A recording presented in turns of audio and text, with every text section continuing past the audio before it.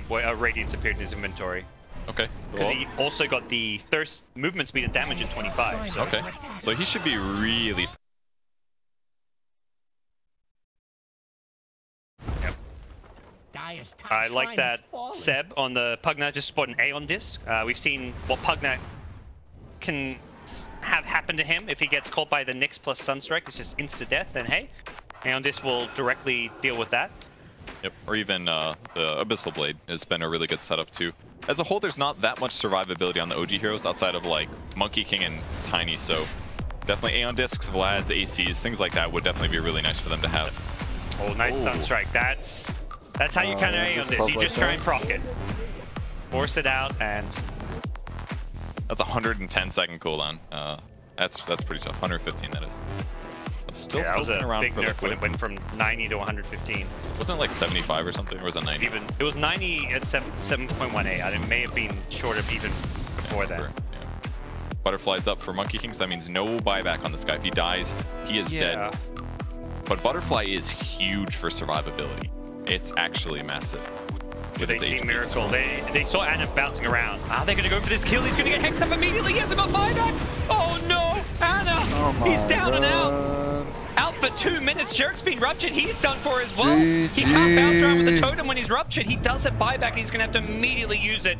I think if you're OG here, you're like, let's hope they back off because we ball back Shaker, because Liquid probably don't realize this Monkey King has no buyback. They do know he just bought this Butterfly, so they may like be considering it, but...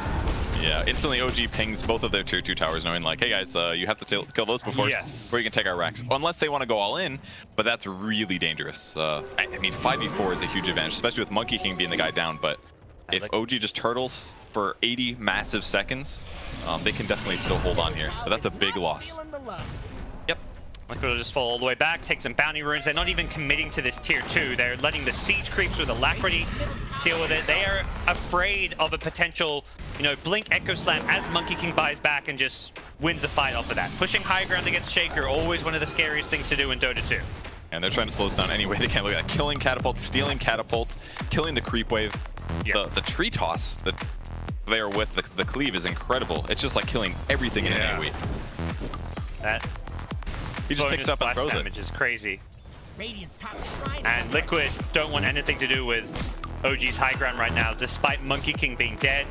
Whether they know or suspect the buyback status or not, doesn't seem to matter to them, because even without Monkey King, it's a scary high ground to try and breach. Yeah. And it's kind of impressive that OG's in this position, even though they ended up losing the Monkey King there. It's like all of their discipline for making sure that their towers were never pushed throughout the entire game has paid off right here. Otherwise, like a typical team, they might have lost to tier 2 a little sloppily, and instantly Liquid would have gone high ground probably.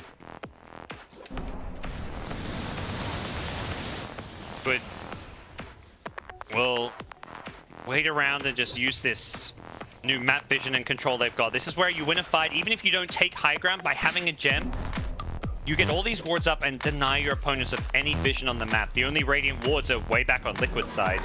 OG are playing very blind around this area, and that forces them to smoke out.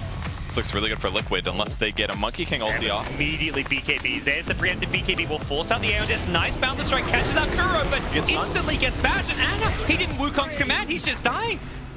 What is he doing? Locking him in place as well. Jerk's on the backlines trying to take on G8, but with the characters he can't really do this. And Seb, dying to the Invoker, gets Hex up, brought down. He's going to have to buy back off of this one. OG just kind of not finding the teamfight initiation they were hoping for out of that smoke, and it's Liquid using that vision, using that high ground advantage perfectly, as buybacks will come out from Pugna and Tiny, but that puts Liquid 13k gold ahead and in a 4v3 situation where they may just actually go for a push here.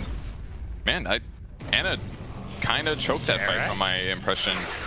Yeah. Like he was on the cliff, right? He throws his stun, he jumps down, he starts hitting, he didn't BKB, there was a blood right there. Yeah, he got bashed and all, but man, I really thought he was gonna go for an ulti first. He didn't. He BKBs, he starts attacking. It was just like, at that point it was too late probably to ulti, but...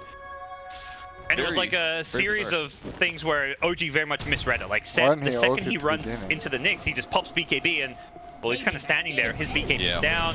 Maybe it was one of those things, like he didn't want to pop BKB because he didn't know if it was a full committal, but he saw 2 heroes, like, those, like, they just lost a little confidence because the initiation looked a little rough at the start, and then it leads to the next mistake. But that was 2 big mistakes now. OG has lost so much ground since they had before. And it's so tough there because you've just lost all your vision. So when you're that Pugna and the smoke pops and you see this Nyx with your gem, you're like, holy crap, I'm scared because we don't have a ward here. We don't have even an Enchantress creep to scout them out. You feel incredibly vulnerable. Whereas Liquid, they see everything. They have that ward on the cliff. They see all the heroes coming in. Much easier for them to kind of structure and position their heroes to have a good fight. Well, Roche is up in about a minute here. Liquid's not going to know exactly when that is, but OG's still turtling here. This is usually what kind of leads to the end in a typical game, because your opponents will sit on the map and just get a lot more gold, a lot more bounty runes, and just kind of continue to cascade their advantage. The OG try and make a move out of their base. They've got another smoke. These much more used in these late game scenarios where, you know, you're behind, you need to move out now. But once again, Liquid, same place, same position. They're fighting around their observer ward, saying this is where we want to be. Really smart. OG, though, I think knowing that didn't go well for them, are going to go right down mid. Find Kuro, who 4 steps away from the avalanche, but should still be dead. And they've got coming in from the backline, so it's mind control, trying to find a rupture target. Who's he going to get? Jarek's going to totem himself out of there. That keeps himself alive now. Mind controls Aeon Disc helping him out. Gets out of the ring. Thanks to that disc, and OG don't want to leave the Wukong's command. I tell my man stuck in trees over here. He was. Oh, that's another reason to get the hell out of there. Oh no, those are chain creeps, I think. I want to find him there. OG say we have to deal with this vision problem. No-Tail's got 5 sentries. He finds the ward immediately. Hasn't even completed this 4-staff. Still sitting on below 4K net worth, but he knows these sentries, the vision is more important than a 4-staff at this point. That's true. I would like him to finish it, though. I don't know. It just feels like 1,200 gold for something like a force on your hero could be really nice. But take a few creeps, but there's no time to farm in a game like this. Yes. As No-Tail will find because he's dead. He can't farm. You never know. Okay. Still got a 4-staff, didn't save him. Can they fight Roshan without Wukong's command? You can buy back. It's only 400 gold. But yeah, Wukong's is... Yeah, the cooldown is perhaps nearby with a Blink Echo Slam. They're throwing trees at them, which do a lot of damage. If they leave it, yeah, they will scare them off. And we bitch about fucking items. Almost back up. Not having shit. It's 55 minutes and this guy has no items. Their positioning on Liquid side is just so good. They're He has always boots at 55 minutes and a wand. So spread out. They had a lot of issues with that in the first couple fights, first 30 minutes, but ever since then, it's just been Liquid out-positioning their opponents. Couple illusions they have to deal with. Luckily, Seb has 2 ways to one-shot illusions. Yeah. No problem. I always forget about that one for the Dagon. That's can be useful. Topson just tossing trees into Roche. GH always trying to spot out a good catch if he can find it. The Miracle sitting behind him, that should be an easy kill. And there's the enchant buyback. That one's a little interesting. Guess who wants to push out bottom? Waited a little while to use it as well, so... Yeah, that was a little... Well, his hopes and dreams of 4-staff being shattered. Might be worried about, I don't know, the creeps pushing into the base and then his opponent's taking a mid-rack or something, but... Liquid, they've got a smoke of their own. Heart of Taras completed on the Bloodseeker, making him a great front line, a very tanky, sitting on 4,000 health. Seems like this cliff is everything here. There's the Radial Blast. Instantly blinking and getting the initiation, but there is going to be a follow-up stun after the Aeon Disc. They really want to get this Pugna, but he's just going to TP back to base. Doesn't have mana to fight. But he gets caught by the Abyssal Blade. They bring down Pugna and Shaker. They're all going down, but Anna's found Invoker in the backlines. Unfortunately for him, Invoker's got buyback. Meanwhile, his teammates do not. Tiny's dead as well without buyback. 2v5. Anna may have found the good initiation onto the Invoker at back, but when he has buyback, doesn't really matter at this point. And this could be the end for OG. Miracle with Balls of Steel just blinks in with the Radial Blast. That was pretty sick. Push people to the low ground, even Earthshaker had to run to the right and get ruptured, so they just separated everybody so well. No chance for him to get out, and this should be the GG call coming out any second now. There's no way a Monkey King can 1v5 in it. They'll GG on out. Great way to end game number 1. Man, I really thought the Butterfly was going to do more, but you know, it came down to very similar from OG towards Liquid. It's just chain stuns. Once they got like hexes, and they started smoke initiating a little bit better on Liquid side. Even like the Abyssal was really fucked that up though. They had that shit.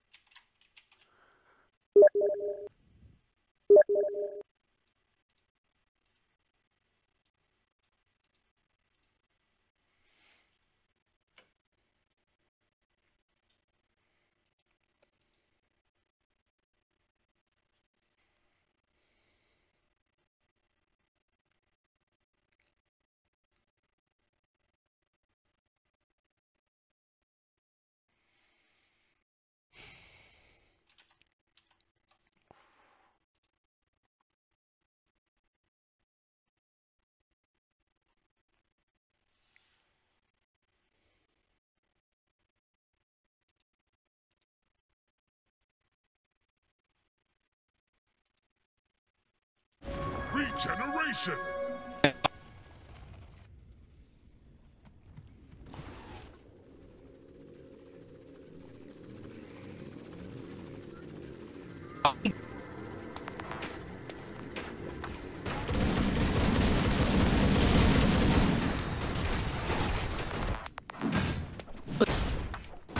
What is going on?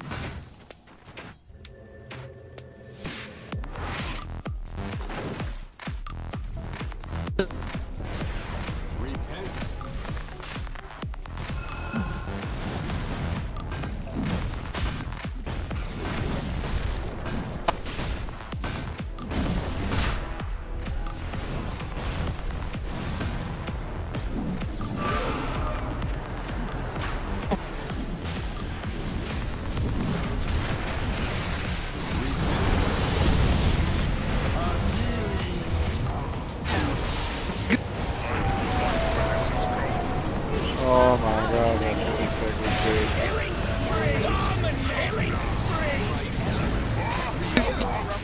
wowzers! That's a fight at Roche.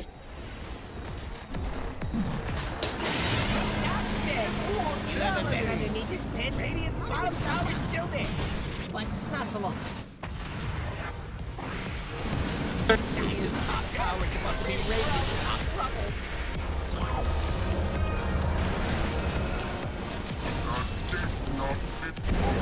Your flesh falls, your spirit bows to me.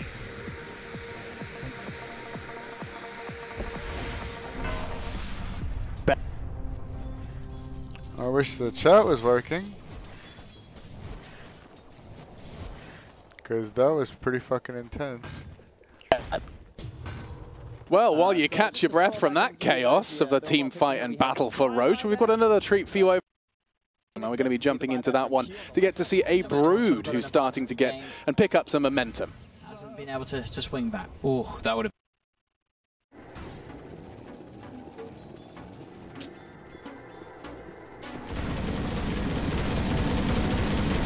И все, и драка полностью меняется, начинает носить сторону Сумаил. 算到底是谁赚了，是吧？就感觉是差不多。其实我觉得还是 IG。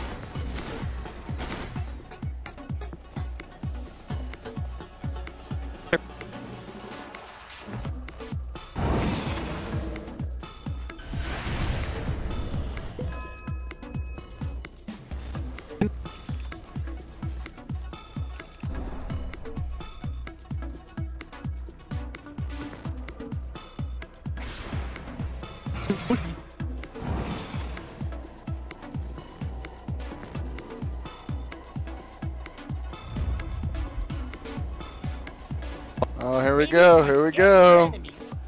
Dun, dun. Dun, dun, dun, dun.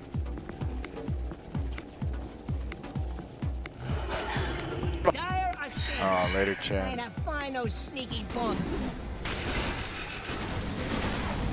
Mega kill!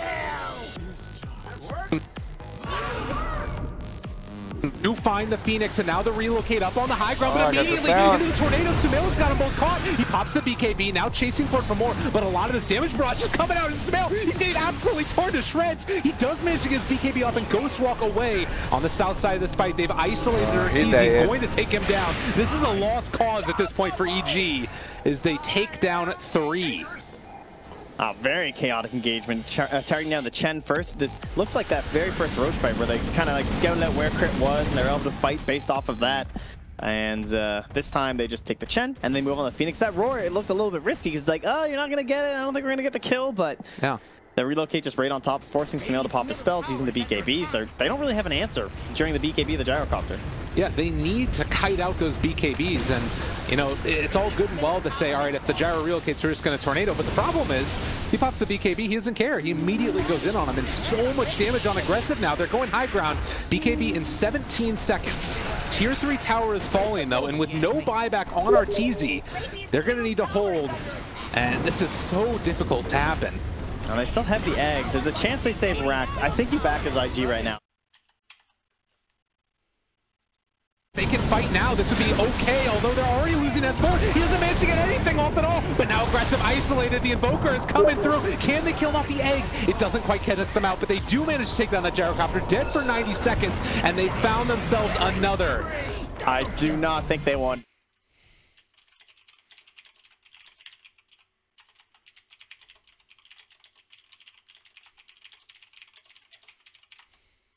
Forced into committing to a fight. So they get a couple kills, they stood their ground for a while, but in the end, the victor is the Radiant, and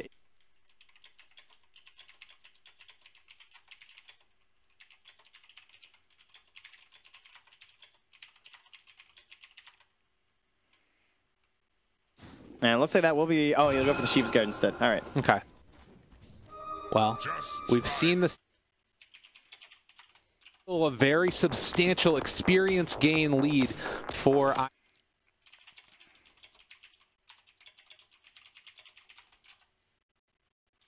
but they need to deal with this pressure that's coming now. 30 seconds away and in the grave for the Gyrocopter and the Leshrac, while EG are getting the pressure onto these towers.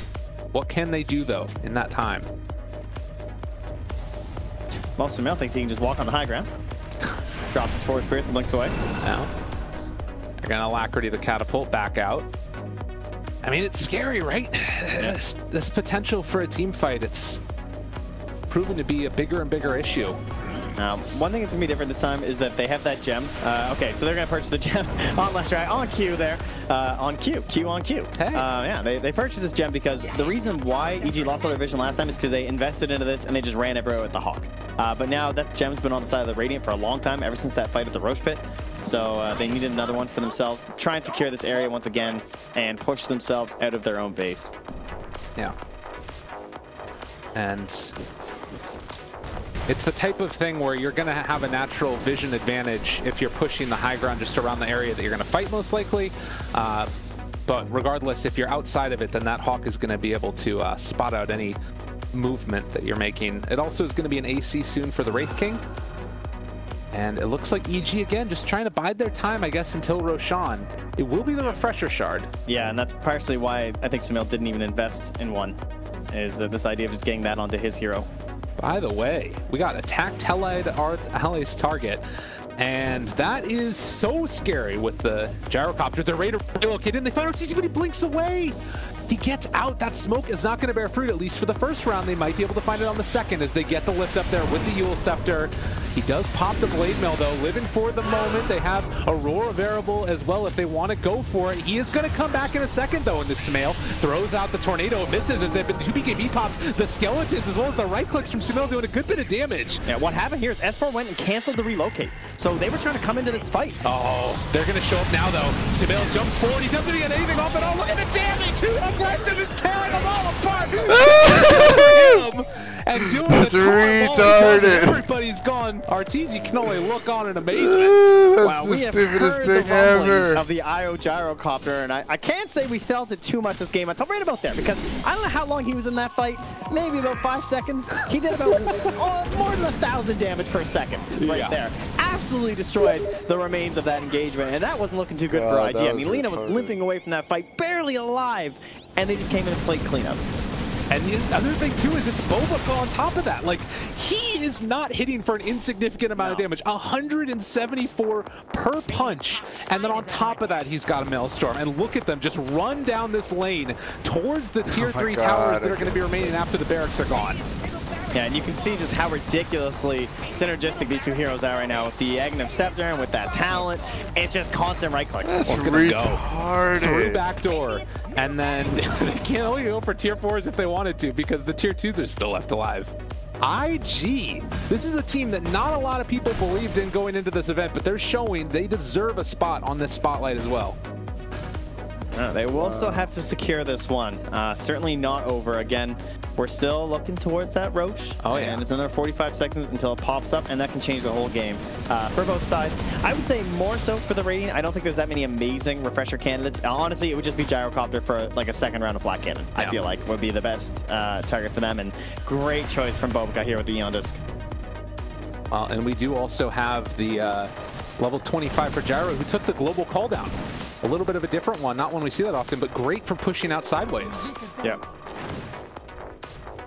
Anything else? I mean, this I think has been one of the big stories of this game, has been the experience lead, and we saw it there leading to now a gold lead of 8,000 into the favor of IG. So how do EG deal with this? I mean, we've been talking about BKBs, they're getting lower and lower on the side of IG.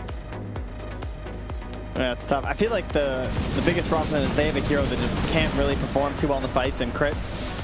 You know, this Chen at this point, it's really hard for him to have a good impact with the Penitence or something. It's still a strong spell because it's damage amplification, but how does he get in range where he doesn't just blow up instantaneously and make good use of it, right? Because he also wants to ensure that he stays alive to use his Hand of God, and he's the aura carrier with the Pipe and the Vlads.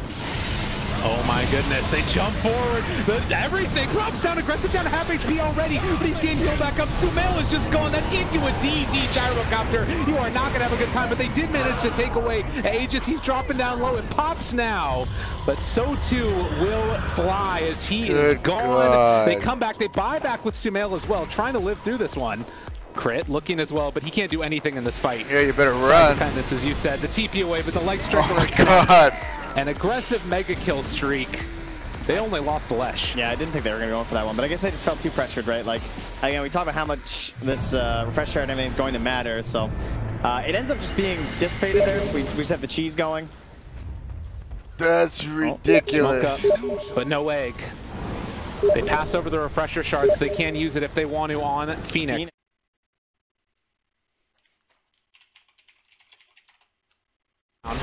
Hit onto these heroes. They're looking for the perfect angle of initiation. They know that there is no BKB for only a couple more seconds.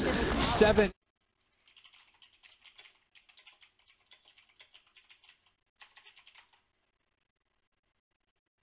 We're going to be caught. Also, they try and slow down this pressure, but with the BKB out, the chase forward, Sumail, he never stood a chance. They chase down S4 to boot. They have the egg, but it too will fall, and EG are going to be hit down as well. A 1-1 series. IG bringing it back. Wow.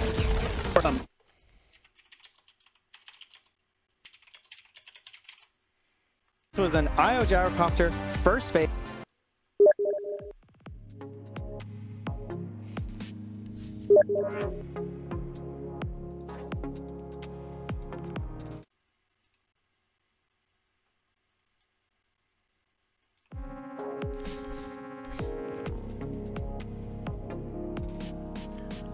Down, down, down, down, down, down, down.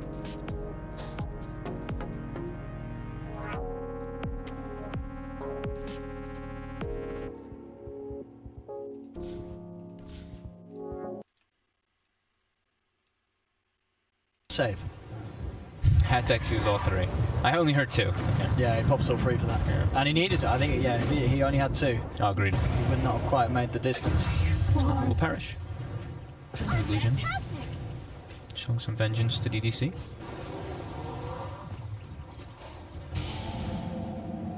The bottom. Oh, mate. Immediately TPing up. They're slowing it down. They are. They really are. They're not starting to swing the advantage much. The experience is kind of bouncing back and forth, but they're slowing the pace down for Somnus to get closer and closer toward that Bloodstone. For Ame to have had a spectacular recovery.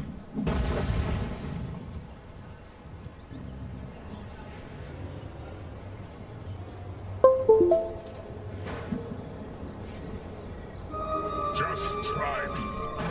So it's 10k leading, as you say, it's going to be a question of when we see Thunder try and really go forward and break the base. And bottom lane, freeze.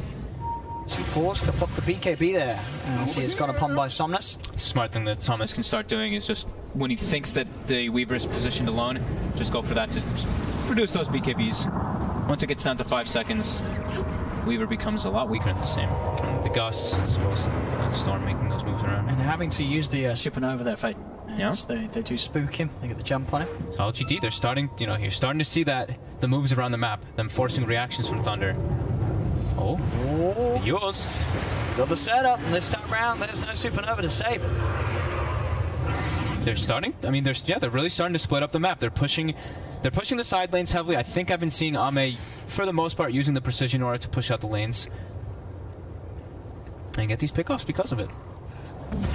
Right now, he's holding it.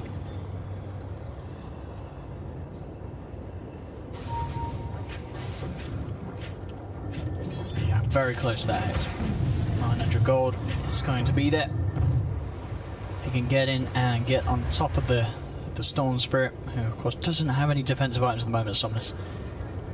Going for the aggression, the Orchid, Kaya, Bloodstone. So in terms of save, obviously Terrorize can be very nice. Swap as well. So it's going to be a lot on X-Nova to make those big swap saves. And once the Hex is in play for Yang. Yeah.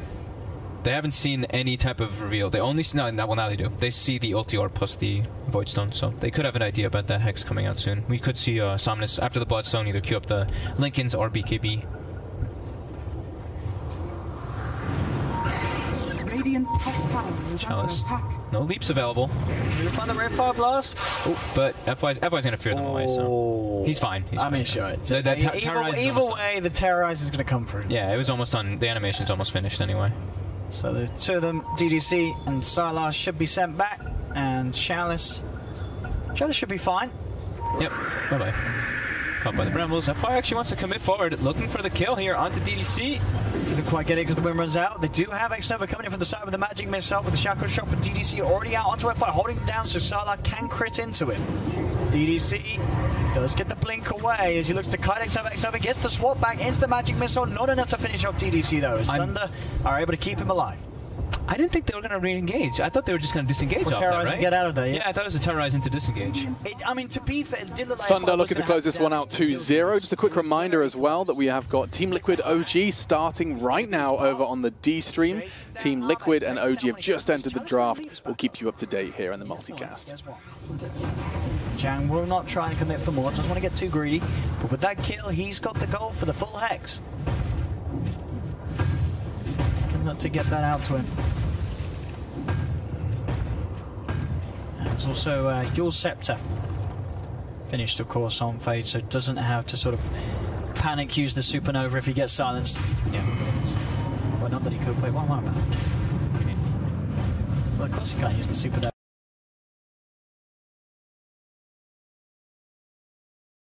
Well, yeah, of course not, but... Well, if he gets... But yeah, he has a way to save himself. He has a way to save himself. We understood what you meant. Yeah. Well, I hope Twitch chat did. I understood what you meant. So Moonlight Shadow, as soon as we have a little bit of lag. So 30 seconds, no drow. They've got Moonlight Shadow coming out. We see FY already positioning himself, puts a sentry down, make sure he's not under vision. Getting into position. Terrorize is on cooldown for 8 seconds. And Somnus has started the TP, or almost finishing the TP already. In the mid lane. Will they make it in time? I don't believe so.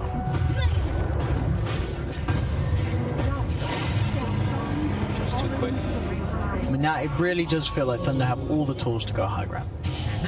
But this is the time to push it. Put your Hex, you got your BKB on Sylar. Okay, so Chalice went for the Linken, so he's probably just going to have to throw that Linken's non-stop onto Somnus, and I think Somnus has to go for more greed. I think, yeah, Shiva's BKB. I think still needs BKB on the Storm. He is the damage dealer in all those fights. Yeah, and he's got that.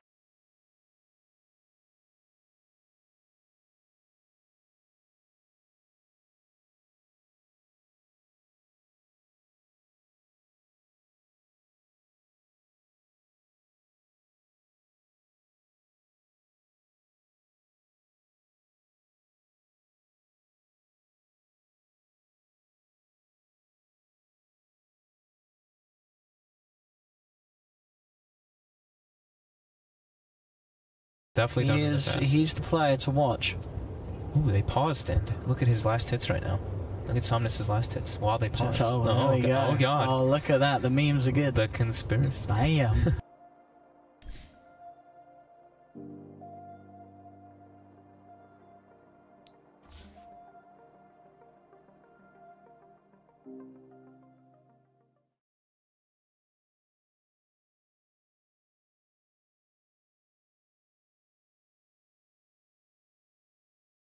OG's turn to pick. Good side, definitely. Of his Kuro, I think, did the most he could with the hero, but playing Chen from kind of behind, or at least when you're on this like even footing where you're not pushing towers, taking Roche, you don't feel good about it. Yeah, absolutely. But there will still be a Chen in the game. It's going to be an OG side. I did feel like No Tail accomplished a lot on his Enchantress. I feel like he was always in fights. He definitely made it hard for his opponents to do stuff, but he just didn't scale as much. He never get beat, didn't get a 4-staff, didn't get items. He played this hero quite a bit in the European qualifiers, right? No, not at all, actually. They were spamming, he was playing a lot of Witch Doctor. I mean, they basically stopped their groups, then they won right through, basically. I think they lost one game in the finals against Wind and Rain, but it wasn't too difficult, so it's just a little different. I don't think Chen was played at the time, though. He's always been, yeah, definitely known for his micro skills, his Meepo, of course, being one of his most well-known heroes. And look, by last game with the Enchantress, it was kind of cool to see that played in the 5 position, although perhaps gave him some limitations later on. Do you think Liquid grabbing Chen last game was partially as a block pick? I didn't think it at the time. But it looks really good now. Pugna Chen is like, oh, push. Yeah, because like we were talking about the Chen, like, oh, that's the hero Liquid and Pig again. It didn't look good for them, but I see Chen this and Pugna again. Mix and Bloodseeker again. With Pugna. With their playstyle. It's also, I feel like, a good hero against Bloodseeker, because when you rotate with creeps, Bloodseeker is very easy to gank. Yeah, so I was thinking, and then you have Chen creeps, which take the tower damage, and then it's super easy to get on top of him. Like he's actually very vulnerable if he doesn't have enough allies nearby. You can't stop people from running at him. So yeah, quite possibly was partially a block pick.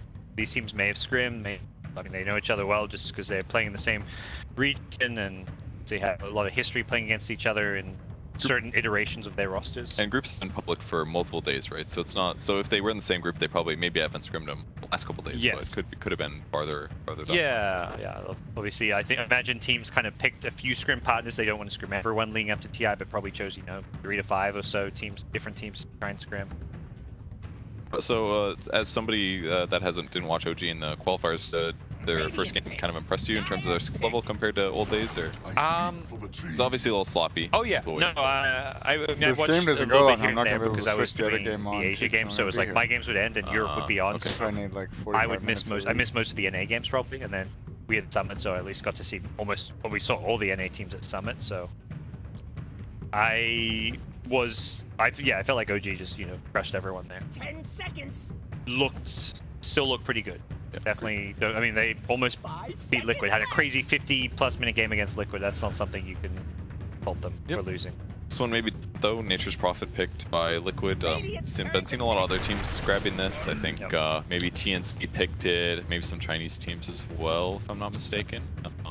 But very good for pushing towers. Can grab heroes like Pugna and keep them out of position. Even like Sprout plus Bloodray could be pretty effective in some circumstance. That was probably the hero Mind Control wreaked the most havoc on last TI as well. His best. 10 seconds. People were starting to tout him as perhaps the new best Nature's Prophet in the world after Bulldog's downfall.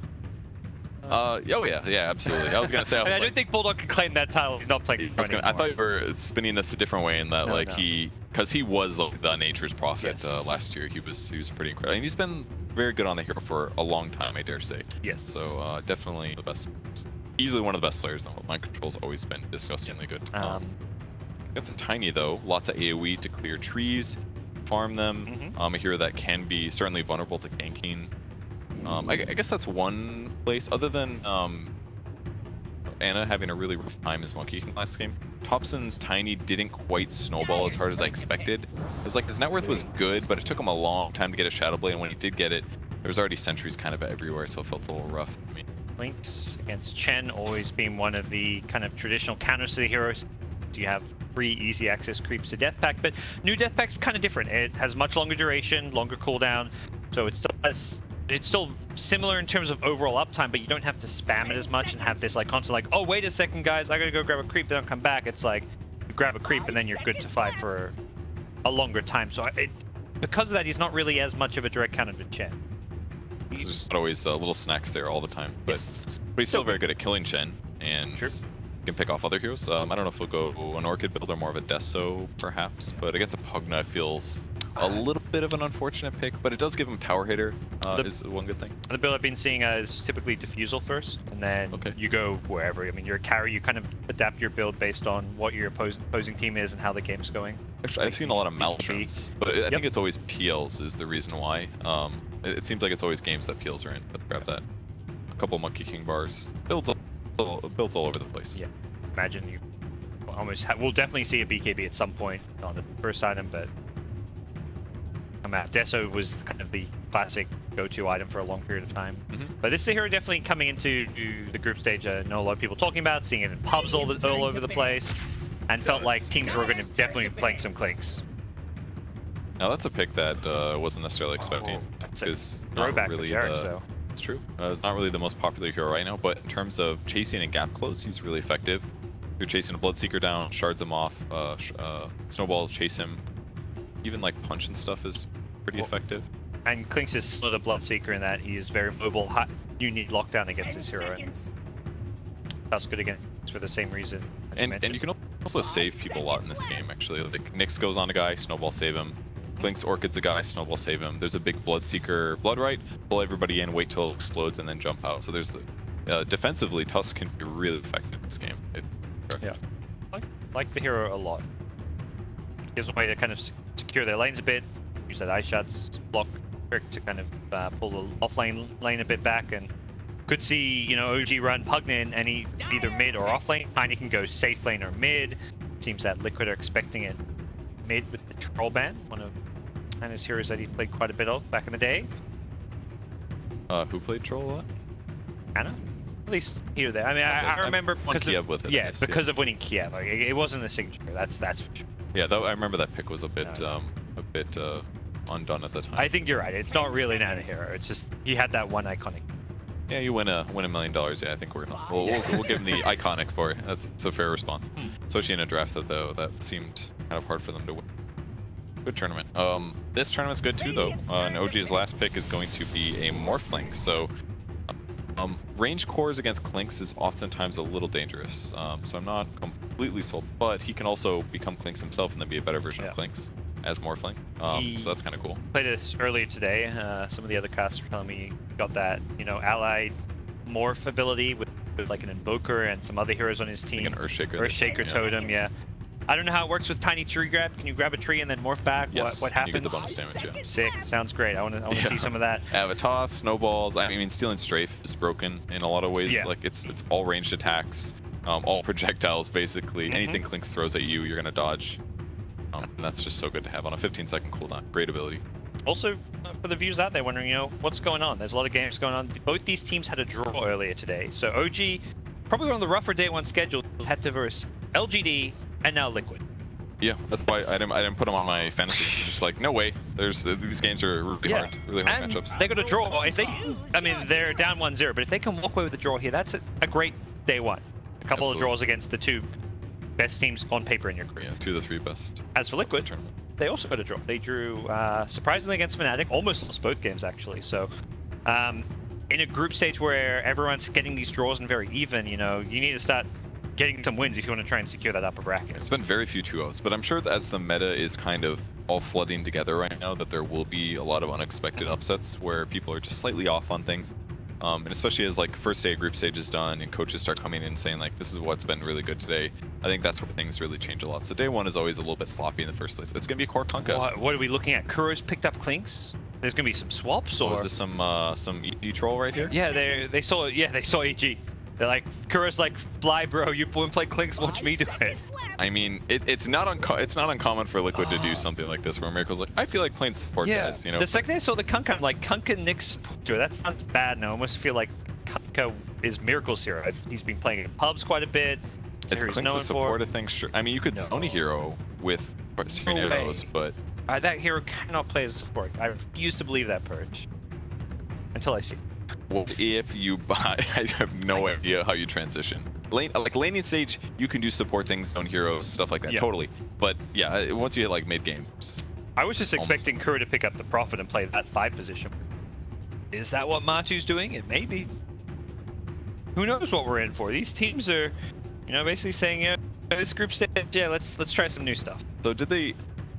So did you fully understand that what happened with EG? My understanding was that it was like you're not allowed to swap players or heroes multiple times. Yeah, and the fact that the manager was saying, you know, they weren't allowed to swap seats means they did not intend those players to be playing those heroes. Because otherwise it's not an issue. It's just like, well, why this? Tend to play Clinks. So this is either like a repeat example. No way. It did swap. Okay. Kuro's playing. No, that's not Kuro. That's Miracle is that's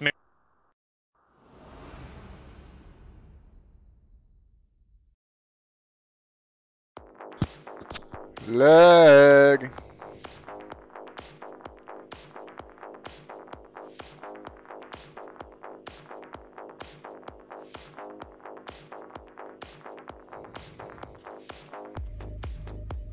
Sense because it's a hero that's a support or whatever, but he can transition absolutely.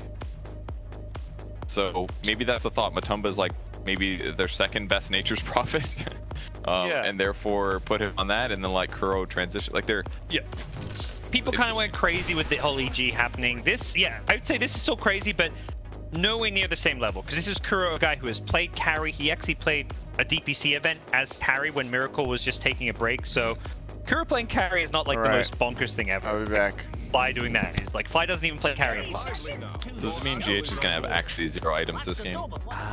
He's gonna be bottom the wards, right? I mean, Matu's a Prophet. That's the hero that can get some good wards down. I'm gonna go TP and D. Does Matu buy wards though? He may. He's a big Prophet player. Back when Prophet was a safe laner, he was one of the players who was running it more than most. Yeah, that's true. And perhaps it's a comfort thing. Kuro's like, you know, I can play a Clinks. It's simple, one-dimensional. You right-click heroes, single target, no skill needed. Matu, man, that hero is too much micro. You play. So Liquid's gonna grab 300. It's one of the benefits is the transfer. It's very hard to set while winning a trade. So they're just gonna have to take the loss and head to the lane and see if they can make something out of it. The Tusk Pugna dual lane, very good at gap closing. Definitely have the kill potential on Nature's Prophet. They gotta worry about the trance though. And then in the mid lane, it's gonna be a Kunkka versus a Morphling. So OG didn't perhaps send Tiny mid how we maybe expected. And it's gonna be not Ana on Morphling, but Thompson this time around. Yeah, a little different here. Yep. Switching up. Tweaks all over the place. I mean, he's blowing Kunkka up in the mid lane. That's a whole style I've already gone. Kunkka did make him miss every single last hit as well, though, at the same time. So we'll see if Kunkka can do any better under his tower. Gets one with a deny, gets a second as well. So Miracle will salve and Tango, but at least has a slight CS advantage. Interesting lane so far. Buck on the top lane, it's a Bloodseeker plus Nyx Assassin up against a Chen and a Tiny, and he does end up going for the Penitence, just trying to harass Bloodseeker. I think that makes more sense, because Bloodseeker is one of those heroes that, if he gets off to a really good start, he kind of gets out of control. So, I mean, focus on zoning him as much as you can. I like what Jarex is doing, you know, this 5-position Prophet with Blightstone and Treants, you can't really lane against him, so you're going to pull waves. Taking a lot of damage. Good body blocks so far. They may actually kill Seb here if he's not careful. Okay. Very high damage. Yeah. Often you see Clinks go to lane with a Blightstone. This time around, you know, his buddy's got one, which means he can get a couple more slippers, double slippers, and he's feeling pretty good about himself. Man, this Prophet support thing just gave them this weird laning advantage where they just can't deal with the trees very well. It's going to be a wild till they can. They might be able to catch Crow, though. Snowball coming in. Lands a disable, but not able to bring Seb with him, a little bit too far away, so he could have still gone invis, I guess, but forcing this. Don't know if he wants. Nice. He doesn't want a level skeleton wall. Absolutely. A lot of these Clinks we're seeing going like 2-2-0 build. He's using the strafe as a defensive tool. So not able to get advantage there. Jarex is trying to outlast hit the pull in the meantime. Mid lane it's 9-1 versus 7-3 Morphling, so pretty even. Yep. Morph is about to get a wave under his tower, so it's actually even. Thompson has got Miracle fairly low, but as vice versa, Miracle has Thompson low, and that's great for the Bloodseeker. This low HP hero mid is giving him some extra damage and movement speed. Gonna be bottom though, where Matu does get brought down. Didn't catch that one. They got a big kill. Clarity Potion pop for Jarex as well, so this barely costs them in the slightest. Nice opening for them. It's one of those early kills, and I think at the same time, doesn't really hurt Matu that much. He's a 5 position. He's going to just TP right back in. Queuing up the phase boots. He knows he wants to be a core. Yeah. He's playing 1. It's just he's not there yet. That's all. This is Dota now. You just don't have supports in your team. Thompson might be in trouble mid here. He's going to take some damage. They'll start the morph. Fairy Fire as well. Miracle. Punishing the fact that he even gets greedy going for a couple extra last hits here as Morphling gets his bottle up but doesn't have that full agi efficiency to use these bottle charges you often want to have. He's going agi now. He's like, there's a rune down here and he won't get it though because the treants will deny it. Caught it. Nice. Just kidding. No. Way off. Skeleton Walk, good ability sometimes. Do they have dust? Nope. And that one was just an ice shard too. That must have been a pretty big mistake by Kuro. Maybe one of those things that doesn't happen. You play Core Morph then? Blood right following the Impale. We'll silence up Anna, but here's a Centaur Conqueror with a stun. He needs to find a hero to use it on. We'll hit Mind Control, but not sure they've got the damage here with the tree grab wearing out. Anna picks up level 4, gets a single point in the toss here, but he still needs to find Mind Control, who pretty damn fast and chewing his way in the trees for a TP. Anna has an avalanche. Guesses wrong though. Even using a scan there, but realize his folly shortly after. It's gonna be very close. Blast will kill him at least, so they'll trade here. But better for Team Liquid on the Radiant side here. Yep. A lot of fighting going on so far. Scenario you're pretty happy about as a Bloodseeker, but only 1 point in the thirst. You could see even when a couple, like there was a hero mid on 10% health, he actually didn't have that much damage or movement speed. Yeah, the nerf really making a big difference recently. 7% level 1, used to be like 16. They're going to chase Tiny a little bit, but almost no way to follow up here. Much of anything else. Once again, Tomoman's been doing a great job checking runes. Finds a haste here. Hard kill to snag though. This might do it. There's the stun. Nope, not enough damage. Here comes Prophet though. May not expect this one. Thompson's gone full agi and Matu punishes it. You know, he's a Morph player himself. He knows what Morph wants to do there and punishes his greed.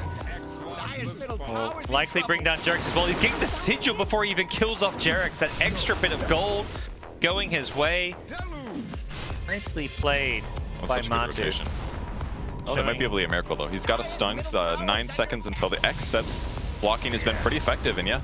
Some great body blocks. His Morph comes in one of the last hit, I believe, but couldn't quite get there in time for it, although he did get the XP. And top lane, ended up getting a combo kill. So, and he was Blood Raged on Tiny as well. I don't know if he's expecting to pick up a kill there, or just trying to help his opponent a little bit, but... One nice thing about Chen, you send him back, and then he immediately TPs back to lane, because No-Tail's in trouble up top, but Tiny Anna's showing up. Is in a bit of a awkward position because he's alone against 3 heroes, so he doesn't actually have a way to get any kills out of this. I mean, at least they did lower the HP of Prophet though. So he's going to be semi-zoned here. Can't TP back, so a rare time where he feels like he doesn't get efficiency on the map. But either way, getting the kills is making all the difference here. Kuro kind of zoned from lane at this point. 19 last hits on him. At the very least, he's going to have to use a Shrine, but definitely having some trouble. And Pugna's really paying for itself here in the offlane. So last game, even against some counters, Pugna had a very good time and pushed towers early with the team, so... Jarex picks up a DD in the mid lane. This could be dangerous here for Miracle. Yeah, Morphling's rotating in. It's got a salve and bottle charges, but yeah, as you said, Miracle should be able to use the Ghost Ship if needed. The stolen form here, Thompson. Oh, what a snowball dodge! Dodges the Ghost Ship, and now Thompson with the stolen Kunker form is going to X back Miracle, making sure they can kill him off here. Rotating in his set to help make sure they can get the kill on GH. Does get a Carapace out. Looks like GH should go down. Decrypt and a blast. Seb will get the last hit. And there was also some action up top. Chen and Nyx trading... No, Chen and Bloodseeker trading their lives. Not bad for them. And it does lose a lot of HP in this trade though. He needs to send back. Low. Nature's Prophet's doing so much damage right now. He should be able to catch up. Yeah, to one more hit. I think that's it. He's got a magic stick though. Oh, it's going to be close. He gets it just barely away in the Shrine. Can he get out of this one? Yes. Oh, Anna's going to turn around. He Quelling Blaze out of the Sprout, and Anna wants to bring down Matu. That's where Kuro goes down again, not having the best of times here. Anna, Round 2. Such a topsy-turvy laning stage as he gets silenced, and this time there's no Shrine to fall back from. He's like, where's my Chen? I need a send back and no tail. Okay, it's gonna buy some time though. Oh, mind control. Does he chase for this one? Doesn't look like he can. And no tail, can't TP out in time. Oh, the troll creep. He gets him. Oh, no tail is actually Oni with Mike right now. That was pretty sick. A buyback from Atoma, man. Where's he going? He wants to get the kill on Tiny. He killed the Tiny with his ultimate. With his ultimate, okay. He bought back ultis and kills Tiny. That's 400 gold. Wow. Bloodseeker gave the vision. He's able to do that. Okay. Makes sense. That's worth nice it. grab. Yep. Lost like, 300, got 400. Definitely worth it. Definitely a very odd game so far, I feel. Yeah, I was gonna say the same thing. It's hard to read like who's winning right now. I'm really not sure. Rupture up top. Anna needs to get out of this blood right. Will do so, but by doing so, he also takes quite a bit of rupture damage. Seb shows up to stop the TP out, and that's a dieback in a sense. 30 seconds down. Not a lot normally, but this is just 8 minutes in for a 5-position support. No-tail finding GH here on the bot lane, trying to gank on Clinks, but gonna go maybe the other way around. Kuro looking to grab Chen. A couple attacks. 1 net, 2 net. Here comes Tusk as well. They block him in. Doesn't have 6 yet on Tusk, so it's gonna be hard to get the kill, but great stun. Kuro still wants to play around this. Yep. His death pact is actually worn off. He's lost that bonus health, so they just don't do damage though. Say these two supports and Nature's Prophet, he does do damage. He drops an ultimate to bring him down as Chen drops and he's looking for Jerix as well. Does have a snowball. Get to a creep wave here, but unfortunately can't really TP out with GH hunting him down with the Impale. That was a hard one. The Impale, does he now he TPs? TP? Okay, that was still wrong. I'm surprised he TP'd or stunned there. I don't know either, but Kuro's gonna find no tail here. You know, decided that kill's not gonna be worth it. No tail needs to juke around these trees, gets a decrep, so he actually doesn't. And look, how is he blocking so well? This is insane. It's like running for his life, and right as the TP comes in, he's already blocking with the Alpha Wolf. No tail's so on top of this so far. Seb under the tree though. He might get dove. Nyx Assassin come from the side looking for the stun, and Kuro wanting to dive as well. But Seb is still covering himself in the back corner. He's going to get sent back by the Chen. It's going to cost No Tail's life probably, but Seb should get back in time. That was so close. Great observer to put on the high ground to give him some extra vision here. Banana's rotated in. They're going to see everything in this tree area on the side of Liquid, but unfortunately, they're going to see there's just a few too many heroes here for them to deal with. Thompson turning into a Nyx Assassin for an Impale Steal, as Liquid will retreat, at least grabbing some bounty runes on the retreat, getting them 3 out of 4. Miracle level 8 on the mid lane. This is just same thing as last game, just constant fighting and ganking. Yeah. There was a kill at top while all that was going on as well, I believe. Yeah, they killed Bloodseeker. Jerix got the last hit. I don't know how that happened. Maybe he had backup from somebody. Maybe like Pugna helped him get the kill before he TP'd originally or something. I'm not sure. Yeah, one of the heroes you TP'd would have had to have been there for it. Mid lane, Miracle looking for the Chen. He's going to pay for this one for sure. Yeah. As the Ghost Ship with the Nature's Prophet ultimate is...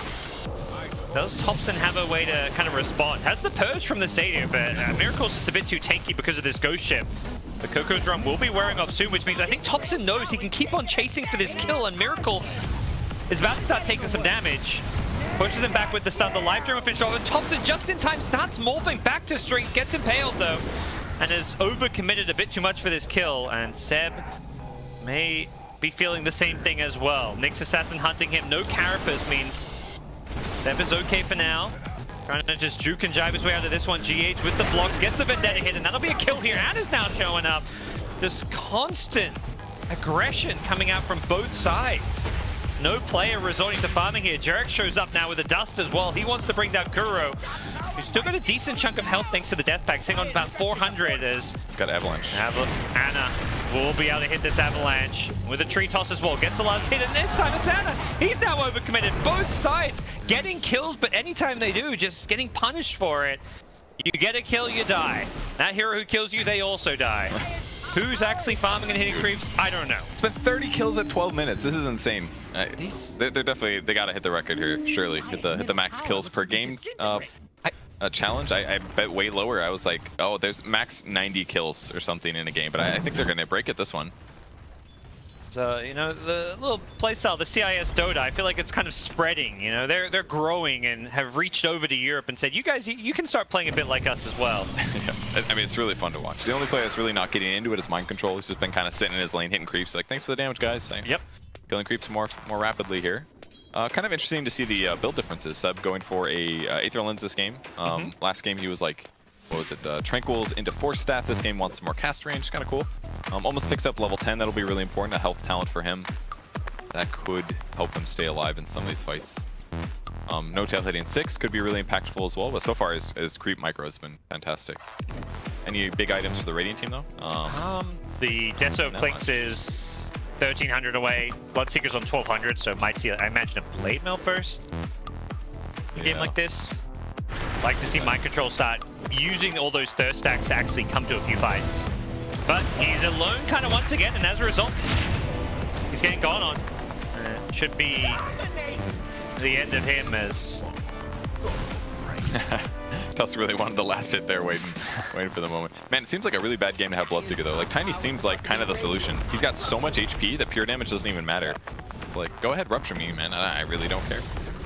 Even the Pugno, which the Bloodseeker is now being picked twice against, doesn't feel like he suffers too much. If he doesn't get silenced, he's actually got similarly a lot of burst. It could just be laning stage stuff though. Like they're just doing a really good job there. That's what's giving them the openings. But getting a catch on Morphling here. He's trying to collapse on Miracle, but Miracle using the invis to get out.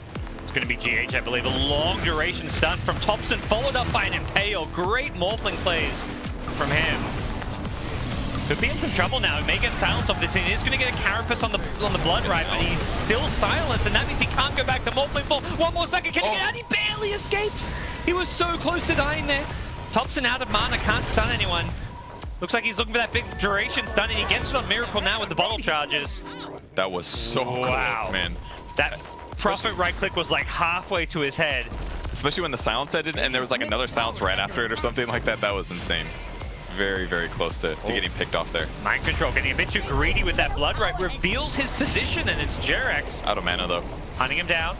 Pugna though, he's got plenty of mana to play around with that Aether Lens will easily bring down the Bloodseeker, and he's not done. Seb once more, he gets the Decrypt Blast on the Prophet. Chasing for a bit of more, but realizes he's got to back off. And it's actually GH, okay. Seb, too far once again. We've seen this story play out a few times here. You dive for a kill, you get punished, and in come Liquid, but... Oh, well, by the time he's getting it sent back, he's gone. He's out of there, and instead, maybe it's Jerex. This time there's no send back. The tree and surround is good from Matu, helping make sure they get that kill, but... Not overdone, Yeah, there's never an end to the action, Kevin. It keeps on going. Here comes Miracle, swooping in with a boat, cleaves through to get another as Thompson pushes him back once again, using these long duration strength stuns, going from strength to agility, constantly flexing his stats and playing this Morphling to its full potential with all the utility.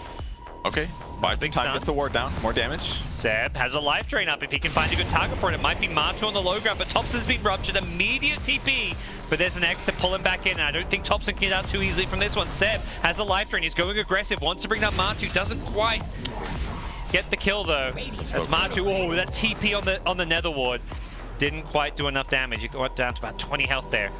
Let's make spectating really easy. The fights are always in the same spot and they just never end. So I just kind of like move a little bit to the left. Post laning stage. The laning stage was like 3 kills in 3 different lanes. Yeah, that's actually true. Very, very busy. Crazy close fights constantly. Yeah, this is same kind of story as game 1 in a lot of ways. For those of you who missed it, just this active, constant fighting. A lot of kills going back and forth. Neither team pulling very far ahead. I mean, we got another 10 kills in actually like 5 minutes is what just happened. Yep. 4 minutes. It's crazy. And mid just gets harassed by a Vendetta there. There was a ward planted by the Prophet, but his TP got scouted, so that'll be dewarded very quickly, I can only imagine. Matu, though, Dire Vision, it's kind of in unexpected places. These 2 Dire wards up top are very defensive. Yeah. But I mean, a situation like that, it pays off. It scouts out the Radiant ward, they immediately deward and they kill the Prophet, so... Why not? I mean, and their lineup is more defensive. They're against the Clinks. I think it makes a lot of sense. This game's paying off. Yeah, and it's when against the Clinks, you put these sentries with the Observer Wards. Both Observer Wards are accompanied by these sentries, so you scout that Clinks anytime he's moving around in that skeleton walk. So how's our support Prophet doing? He is buying some wards and sentries. He's very close. Kuro's been scouted out here. Farming some Ancients. He's going to get dusted up and caught by a snowball stun. Bloodride going to catch a lot of these heroes if they try and commit for this Kuro kill. He gets the shrine. Can he heal up in time? The Yule Scepter going to throw him up in the air as Pugna gets brought down first, and Miracle, here to help bail out Kuro, who was in a good enough position to not get caught by that smoke gank. Jerks is very close to getting X here, but luckily he's able to stay away. The Tranquil Yule's very fast hero. I feel like they misexecuted a bit there. The decrep actually hurt them. I think they needed to see a Walrus punch a little earlier. He was able to get under the shrine, made things hard.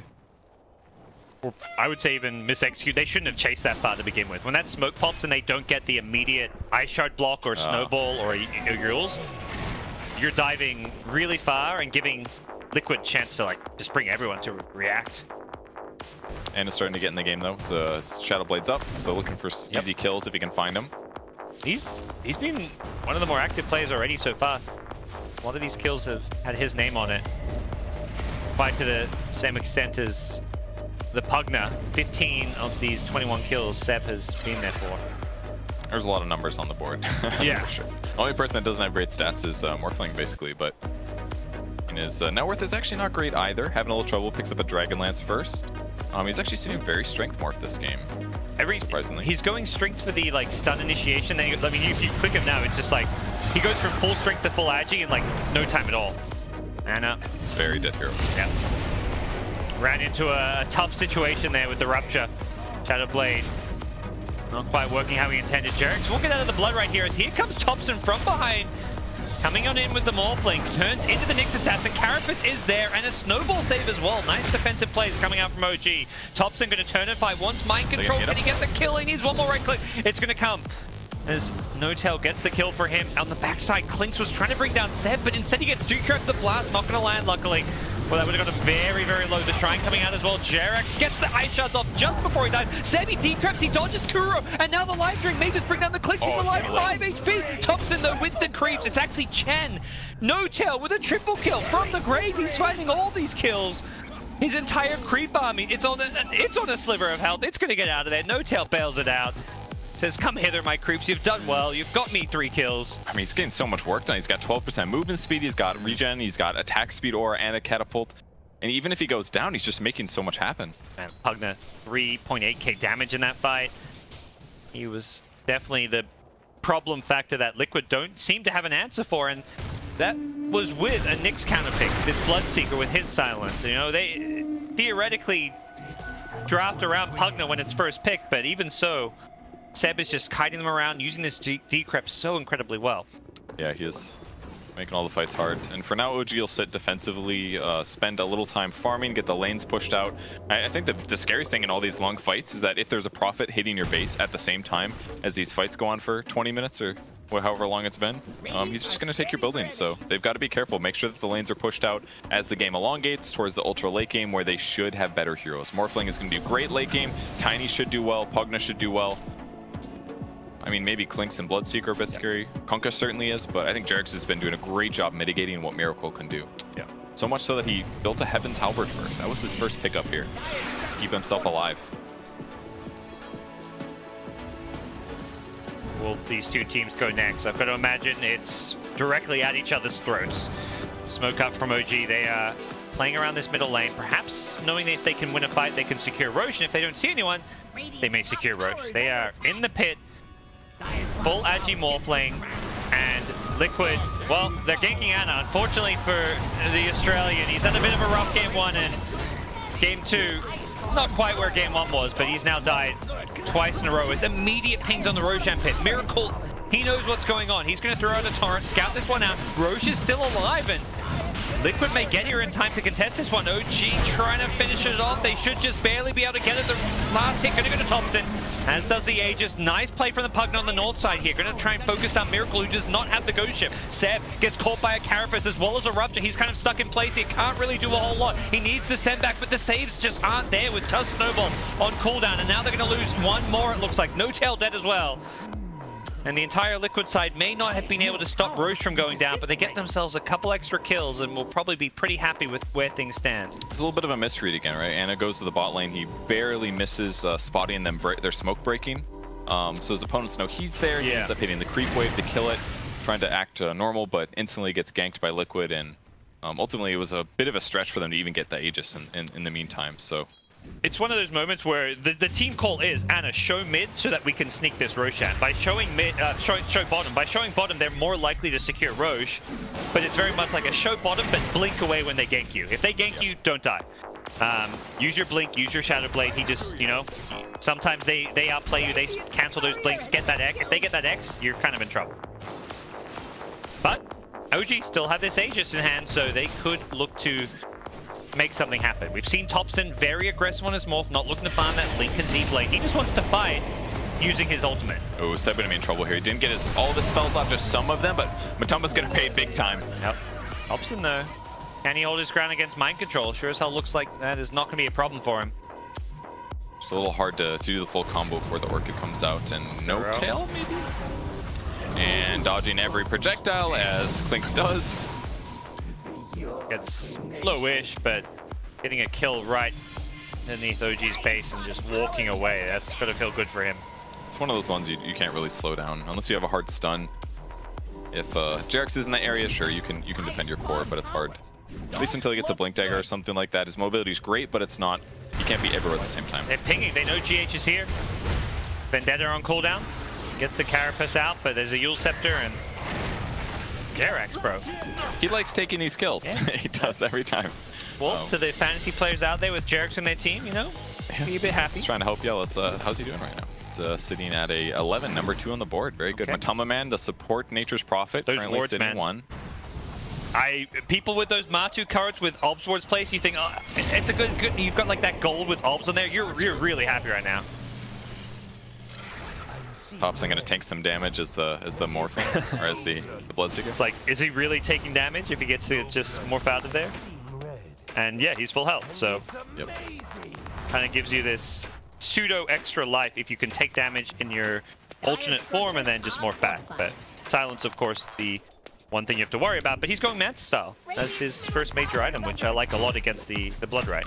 Yeah, definitely kind of interesting. Did you see what he did there? He did the hero chat lines of Bloodseeker, and then in response, Mind Control gave him the same ones back. That's pretty good. Oh, nice. I didn't know you could do that on Morphling. I had no idea as well. So trying to take the tier 1 tower on the top lane, definitely a worthy place to spend some time. Nature's Prophet getting picked off by Anna. That's something that I kind of expected to see a little more. Very easy to kill that hero, especially when he goes Phase Boots, Orchid. His raw HP is very low, so if he ever finds him slow, or low, it should be, or solo, it's easy. He gets the kill and immediately going a bit greedy for a bounty rune. Will get punished. Yeah. I feel like you can even see it there. Like Thompson, he tips Anna after getting the solo pick off, basically saying like, "Good job, dude." Like I think they recognize, you know, like Anna, he's not having the best day so far. This is a guy who's been known to have amazing performances and carry OG in the past, but so far what we've seen today has not been his peak. I would say he's doing better this game as a whole, and he's got a lot of items. I think is pretty clear. I mean, he's peaking net worth here with a Phase Boots, or sorry, with a Blink Dagger and a Shadow Blade. So as long as he keeps buying more carry items, and in the meantime, Jerax is also just hitting creeps constantly. So it's almost got his Blink Dagger finish. He does have his Blink Dagger finish. So it feels like the heroes that need them have the items that they're going to want to take good team fights. And it feels like on Liquid side, they're still kind of catching up here. Miracle just finishing Blink Dagger, queuing up a Daedalus now, but he's got a long way to go. I think he's got a Crystallis on the courier at least, but I mean, it's going to be a while till he does a lot of damage. Yeah, absolutely. Was a recent BKB on Kuro. We'll see if he finds openings to play around this. Often a timing for carries that suddenly changes the game. If you can start taking Roshan, taking towers, but despite it, seem content to just keep on playing in their jungle and playing more of a farming game. A great X there by Miracle to pull himself back, but the Yule's on Jerax. Is it going to be enough? Probably not. Gotta last for a whole 8 seconds or something like that, so although the X did get canceled. I'm not sure. Oh, you know what? We literally experienced this bug 3 days ago, testing, making a clip. If you X somebody, and then he X's himself, when the first X goes through, the second X actually doesn't pull them back, I believe. Okay. So that's why he didn't go back there. But if Thompson catches him there, for example, I don't think you can counter X with X all the time. Oh, I see what you mean. Oh, yeah. You can do it with, like, if you get Glimpse, you can X yourself to send yourself back, but if it's 2 X's, the mechanics actually don't function. So we'll see if he figures that out. Very lucky that I happened to encounter that scenario trying to make a video 3 days ago. Kunkka X's himself to run in to, like, cleave down a wave, and the Morphling steals the form to try and X him back, it actually may not work. It depends on who goes first. If you X him and then instantly X again, like offensively while he's about to defensively X himself, I think the defensive one would not trigger correctly. Okay. Another find on Ana here. Going to pick up the profit. That is just by far the hardest thing, trying to catch up like this. Yes, and this is definitely a fun hero to be hunting down if you're a Tiny.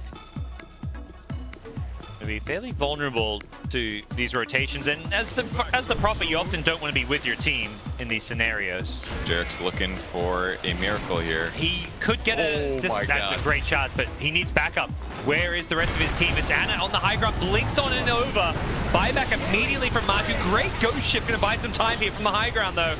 Here comes the rest of Liquid. Impale going to follow up the Yule Scepter, and it's going to be Miracle in some trouble on the Kunkka. Thompson wants him, he's stolen the Nyx Assassin form. Can he land some of these spells? Goes back to the Morphling. Thompson, Manta styles himself away, back to the Nyx. Once again, hasn't impaled in a couple of seconds, but he gets stunned first himself. Carapaces it in some nice fashion here. He's going to stun the GH, and he carapaces it. They're just back and forth. Stun on stun. Thompson gets brought down in the end, and OG get team wiped. And on the high ground is Mind Control.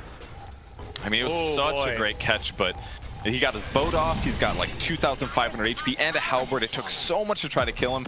And then just all of a sudden, Bloodseeker shows up, gets a blood right on everybody. Now the game just got thrown on its head against OG.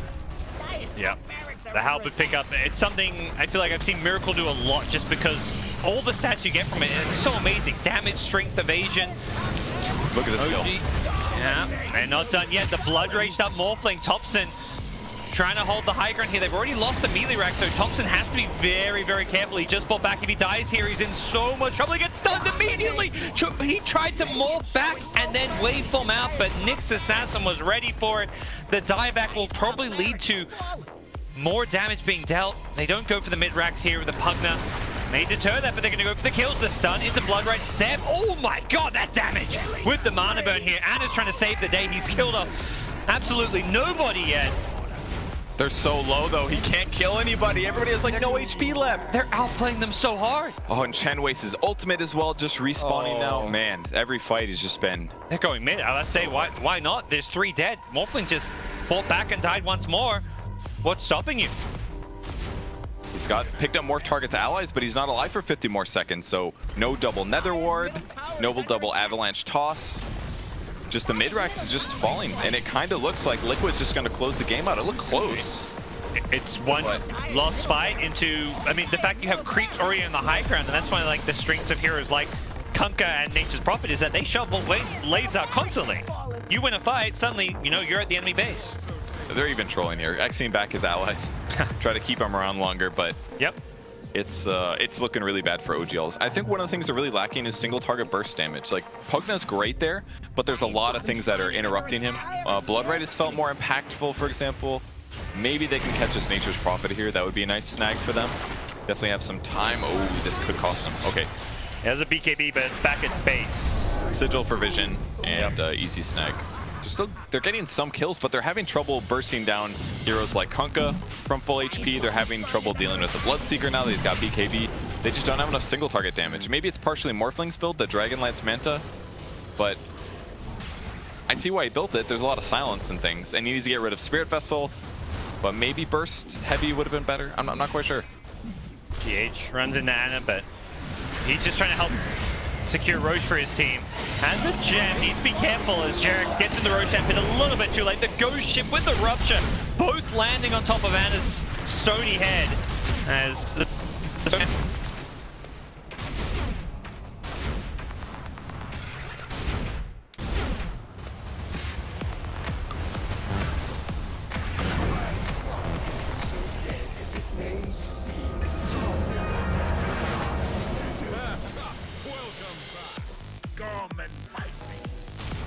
Mega kill!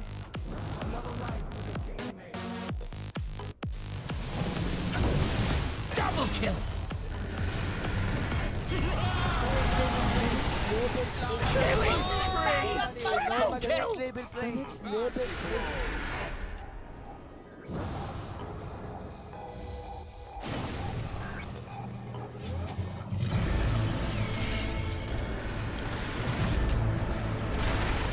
Unstoppable! Dominating!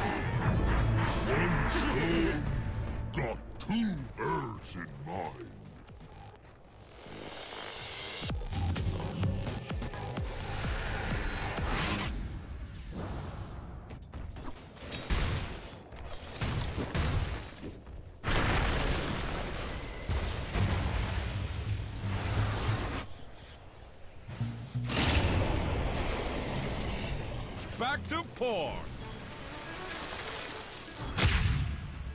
Mega kill! Edge!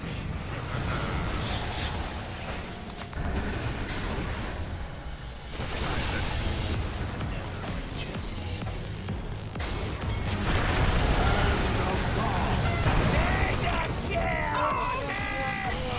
Nasty blow. Dire's bottom tower has fallen.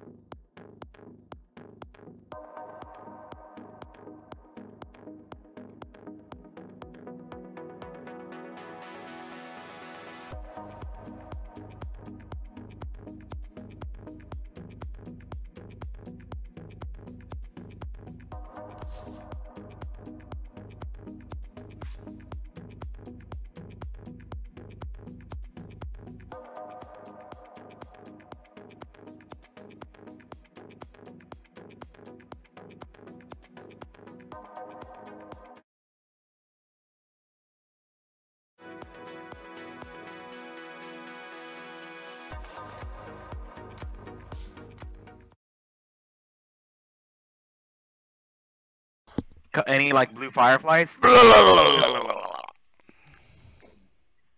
Okay. Exactly what Chip said. Yeah, Thank what you, I Chip, for the said. insight. Thank you, Chip, for the insight. Are you already max level, Chip, or no? Yeah, I've been nice. I wasn't yesterday. Really? Yeah. So why don't you play Monster Hunter then? I ain't got no money for Monster Hunter. You gonna buy it for me? You fucking have money rolling. Marty, I told you I had to have surgery, right? Yeah, but you're gonna have it right now? I need to have it right now, yes. So I just followed that. Go to the X, My right? birthday's not till March. Sorry, Maite. I'm kind of multitasking between talking to Chip and not trying to die. Just die, you noob. It's okay. Fuck you, dude. You'll respawn, right? I only get 3 respawns in this fight. What happens if you died 3 times? There's been a lot of damage being dealt on the top lane, and now he's And pulling then you this restart, or? Invis into the top lane. Yeah, They but the thing is, I'm wasting money. They do know The he's thing in is, the area. with the quest spells, everything I wasted They in might this try fight, all my top lane. resources Okay, are they gone. seem no. All the money I wasted going into the fight is gone. Everything's gone. And I don't feel like dropping initiates first, and I think VJ Storm thought they had the better of him. They may still get this kill. Oh, the crit. He was very dead. I think he had a couple arcane curses there. Unfortunately for them. I think they mangoed Wraith King is what happened. Yeah, he must have Yeah, just I had got that max out. level in WoW yesterday. It was not on him earlier, but I haven't really been playing much today. How's the expansion, by the way? Least Well, favorite I mean, the story was alright. It was pretty good. What's that? Zalandar, the island that the actually Horde am level's kind on, of is a Lance fucking fan right now. awesome. The 1 mana for everybody in I your heard team it's is kind of better crazy. You because think like about the it. Horde That's and the 5 mana Alliance per basically second have their own for your whole respective team. zones. And against things like It's TA not like the and past Wraith King, they expansions are where you're all right clickers. leveling You know, it's like going to be able to the push same towers. zones. Like it's all physical damage from those two Horde heroes. starts like on Phoenix and Zalandar, Magic and human Sounds start pretty good. on They're strong. Kalimdor? Level 7 Oh, on not him. Kalimdor. Cool Hold an ulti Taras. point for now.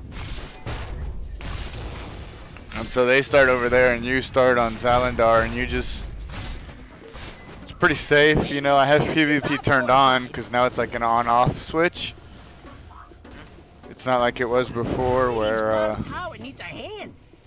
you're either in a PvP server or not. It's just either on or off, and you can turn it. You go to Ogremar, and you can turn it on or off. But if you have it on, you get 10% more experience. That's ballsy. So I had it turned on to level up faster, obviously, and like you're on a Horde island. Don't get me wrong, Alliance can get there. Like I've been to the Alliance island, but like they would have to go out of their way to go over there early. Not early, like they could go over there early and level up, but they'd be surrounded. Like Horde starts there, you know. Most people are gonna level before they go to a different island to try to level where there's a ton of enemies. So. Jesus Christ, I'm gonna put the stream on so you can see this fight tip too, but man, this fight's fucking cool. I'm still watching fucking Dota. Yeah. I'm lost. Am I supposed to go where that big X is, or do I just explore this cave? No, you go to Marty's mom's bedroom. You explore the entire map, Maite. Your whole purpose right now is, one, find the 3 biggest monsters there, which you'll know you found them because there's a cutscene every time you see one of them. 2, every time you see any blue fireflies, go and interact with the items they're hovering over. Okay. That's all you're doing. Marty's mom is the last boss. Spoiler alert. His middle tower looks to be disintegrating. Okay. Tower is falling. I'm gonna turn my stream on just in case you want to hop on. I have a lot of stuff open. I don't think these monsters are the big ones. Like I said, there's a cutscene. There's a super obvious cutscene when you find one of the 3. I'm being chased. Yeah, just fucking walk away from them. You'll be fine. They look like pterodactyls. Yeah, don't worry about them. Those are literally the weakest there. You don't have to worry about them.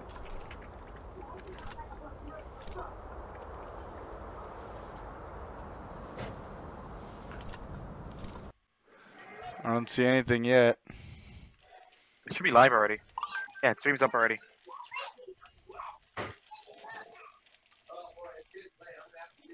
What? Cutscene? Ah, shit. Like I said, don't fight it. You just see it. You're just looking at it. That's it. You don't have to engage. Just run away from the fight. You mean you just standing around? What she's doing, yes. You're looking at some blue thing? I don't have to fight it, right? You don't have to fight it. Just run away. Oh wait, that's not you? What do you mean? With the big sword? Yeah, that's me with the big sword. Why is Laz playing? Laz is I'm playing. on your videos somehow. I don't know why. Yeah, you're on my old stream. You're not watching my live stream. Yeah, I clicked it and that's where it took me.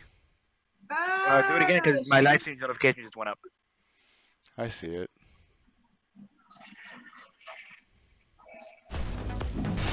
Do I just keep running? Yeah, just keep running. Like, so the cutscene was all I needed to do? Yes. You'll do 3 cutscenes. Okay, so cutscene and then run away. Yes, pretty much. Okay. Jesus Christ. What's a barrel deposit? You're fighting this giant monster thing? Yep. It was one of the big 4 monsters in the game. And this asshole is fucking gimmicky as hell because not only is he hard, I don't know if you're noticing, but a lot of his moves can reduce my max health by half. I just see you run around in circles. Yeah, because my weapon class is a hit and run style weapon class. Can I climb down? Yes. How do I do that? Oh, okay. I thought I was I'm watching Secret versus VG. Watch out for the Vlads. Careful. He's getting slow. With the box from the trees, he's probably... Is he going to skill ulti? I don't think he's just going to die twice if you do. What? So. Yeah, definitely. They have really weak disables, but you know, if you're dead for 4 seconds or whatever, it's pretty easy to catch up there. Definitely helps to have a tanky strength support when you get going on like that. Oh my god, I thought I could hit that fucking toe. Good attempt at the sunray or the ulti by Phoenix, but that was basically all he could do there. He would have died a little faster otherwise.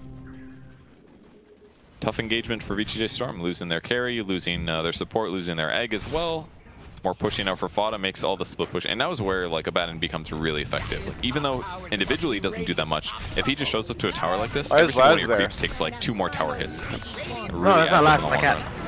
Oh, your cat's name is Frito So you're going to TP back in. Yeah. Still has that ulti point. I got my cat set up with a fucking... get pushed. And Kling's just deletes MSS, knowing there's no supernova to play around with, just straight and right-click to victory. Nice global silence to just kind of secure a retreat here. Fata, yeah, this dragon can also revive dead animals around him. Unfortunately, not taking too much damage means... And he can kill all of them off around him. Laz is free Shaker, nice little fissure, catches the backlines. SVG also sets things up for Fata to stay alive. Shield himself, denies as well. Kling's getting kind of blocked out by the fissure, but he managed to get a couple more kills for his team. And unfortunately for Wraith King, it's not like he levels his ultimate, but he doesn't have too many friends here to help him Veil, out. And I don't know how to fucking end this expedition. Sounds like stuck. Okay, hold on. Give me 1 second, because I'm currently fighting to the death with one of the Elder Dragons. Okay. If you want, you can hop on a stream, Jojo, so you can watch me kill it. No, I'm okay. I'm just wandering around. Like, this place just doesn't end. There's a giant X on the map. I can't get there because there's a giant like roadblock. Okay, what are you trying to do? Like, okay, what's your expedition to do? Just Google it. This is the first time I do. I can't. Like it's just. Okay. I can't Google it. No. Okay, no. okay. Jojo, Yes. what are you trying to do there? This is the first time I've been here. It's just, Yes! Sorry. it's just investigate. Investigate the Rotten Bell, right? Yes. Did you go down to the lower level of the Rotten Bell? Yes. I captured one of the Thunder Fangs and I killed the other one. I'm pretty sure they just keep spawning. You already saw the Radobon, you already saw the Doggeron. No, what's the Radobon? A giant, he's in the upper level of the Rotten Bell. He's a giant looking, like a retarded looking T-Rex covered in bones. No, I never saw him. Is that what's supposed to happen? Yes, he's like an area. Let me look at my map actually, because I'm actually in the Rotten Bell fighting this asshole. Okay. He's around area 1, area 1 and 2. Okay, I've been there. I didn't see nothing, but I'll go back. Just double around the top portion of the Rotten Bell, because that expedition, if it's your very first expedition that I'm thinking of, that expedition has you fight him. Yeah, I'm sure you're supposed to like run away and break the nettings or something. Oh, great! Here's a third great Gyros. I'm not gonna fight 3 of them. Fuck that. Yeah, I'm fighting this fucking cunt, but I got a gem, so that's pretty fucking baller, and I don't want to abandon now. Can I dodge it? Yes, I can. No, don't heal. Ah, shit. I like the outfit that Moses has on his character. Thank you. Moses, not you. Yeah, I told him to build the outfit. So again, thank you. Why are you such a liar, Marty? That's all I do. Oh, okay. Wait, are you offline right now, Jojo, or what? Yeah. That's what I thought. I'm like, why the fuck can't I see him? Because you guys always message me, what you hunting? What you hunting? I'm like, whatever the hell I want. I just want to play. I know, we just want to know where you're at. We're excited, okay? It just doesn't. They want to play with you, you asshole. No, they don't. They just want to rub it in their face. It's like, oh, I'm ranked 60. What rank are you? It's like, dude, I'm the same rank you've asked me for the past 3 days. 4. Well, they expect you to level up fast. You're supposed to be the farm But lord. that's the thing. Like, there's no level in this game. Like, you just do quests, and like whatever number of quests you're on is your level. Basically, you're playing the wrong game because you can't farm properly. That's all I'm hearing. No, I'm farming, but like you should be playing WoW with me, cause guess what level I am. I was set up, dude. I was not told that basically everything I'm doing right now is fucking useless because it's not superior or some shit or high rank. What are you talking about? I heard that the other day. Wait. Yeah, that was the first time I heard it. You've only been playing for like fucking 1 week. And when do you want them to tell you? When you buy the game? I've been at the same. No, I've been at the because it's been the same since the first time it's released. We'll talk in a moment. Fucking literally getting murdered. I'm here. You guys. I don't care. The point is, us talking's not getting you killed. I am farming. Yeah, I am farming like crazy. Except I'm farming useless shit. First off, set leeches shit builds into high rank shit. That's not a bad thing to farm those items. A lot of the better equipment you need the low rank shit. It's just not the most effective farming.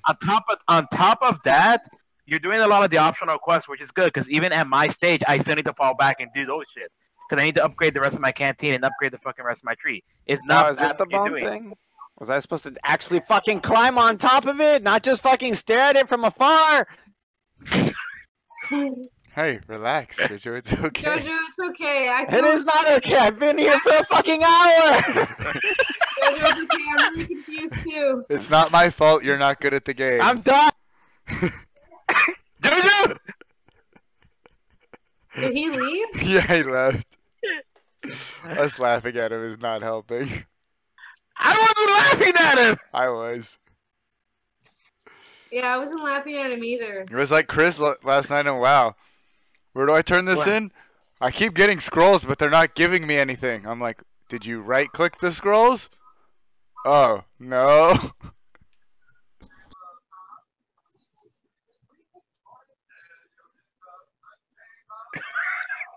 Where's the trainer? Well, if you look at the map, Chris. I felt like Chris had never played WoW before last night. Why'd he leave? Because it's like you said. It's like you said. I want to hunt with him, even if it's low rank. I don't mind hunting low rank with him. It's still fun. God. I should have just convinced him to play a game where you can farm better. But just kill me! A game where it's all about farming. I mean, this is all about. Well, technically, this is all about grinding, not farming. He needs to see progress. You do I see. was just murdered, guys. That's what I need to see. Progress is all I need. Oh yeah, no, you get progress. You get your 100 rank up. You get better equipment. Yeah, but in WoW, it's like way clearer. Like I have an item level and it linear. goes up. What are these little green things coming out of like my pockets or whatever? Those are the scout flies. Like I said, you're only looking if they turn blue. If they turn blue, go interact with the item. Otherwise, don't worry about it. You've been playing this. How long do the boss fights take? Oh, they last quite a while, depending on how. Usually, a boss fight is anywhere from 10 to 15 minutes. Even more so if they're, even more so if they're like this asshole. Where it's been a while, so I'm being very cautious. Well, that's not that bad though. I've Yeah, spent it's the longest longer on I've- bosses in WoW. Exactly. The longest I ever spent on the boss fight in this game was about 40 minutes, and that's because I fucked up bad. I was just saying, I've done that in WoW, but like we died like 15 times. I've spent longer than 40 minutes on one boss that we just couldn't beat. Wait, what the fuck? He goes through there? Some people on WoW are atrociously hard to beat. I just need to gear out now so I can do the new stuff when it comes out. Right here. Also, watching all this Dota makes me want to play Dota. Yeah, same here. The curly fries are over there. Moses, what's my hot? Mo, you got me curly fries? I'm over there. Mo, what's my jalapeno poppers? Oh, here they are, Marty. Where'd you go, to Jack in the Box? Yeah, he did. Power's in trouble. Power's taking a dead nap. Moses, you should have heard JoJo. Wait, one second. We just made him rage. You made him rage! Well, you might take combined. You helped! I helped for shit! To be fair, Jojo, it is like that. Okay, you made it help. Wait, hold up. I can't hear anything. It's his own fault, dude. Don't go farming hard and expect people to tell you everything. You bought the game, you look up the information yourself. Did anyone tell him, hey, you need to farm this the whole time? Negative? Or someone just didn't tell him all the information? I know. There we go, he's dead. You know what I'm saying? Okay, Like, what is it? What is it's not like someone told him incorrectly. He just didn't ask, right? For one, he played another Monster Hunter game and it follows the same formula. But it's just that, like, I made it clear, don't waste too much time building all armor because you're gonna go into high rank and that armor's gonna be useless. And I figured, like, maybe emphasizing that, it should bring in your head, like, oh, maybe there's high rank material to work with. TLDR, JoJo just got to the Rotten Bell, and apparently he's been there for the past hour trying to make the expedition end, the very first expedition. And the first expedition ends when you fight the Rotabon. Remember? Yeah. He couldn't find it. And so the entire time he's ranting because he feels like... What? Oh my god. Really? He probably raged out right when he found it. Because it was probably like right there. No, yeah, it's in the top part. Like, you take a step out of your camp, and it's usually to your immediate right. Dyer's bottom tower is under attack. Oh yeah, I finally killed the chip. And it only took me about 20 minutes to kill it. Bottom tower has fallen. You want to keep looking for a job. At least you have a list for now.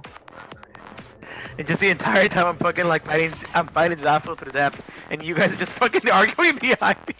Alright. What happened? Okay, let Chip explain it. Chip can tell you. Jojo got salty because he didn't know he had to find high rank armor.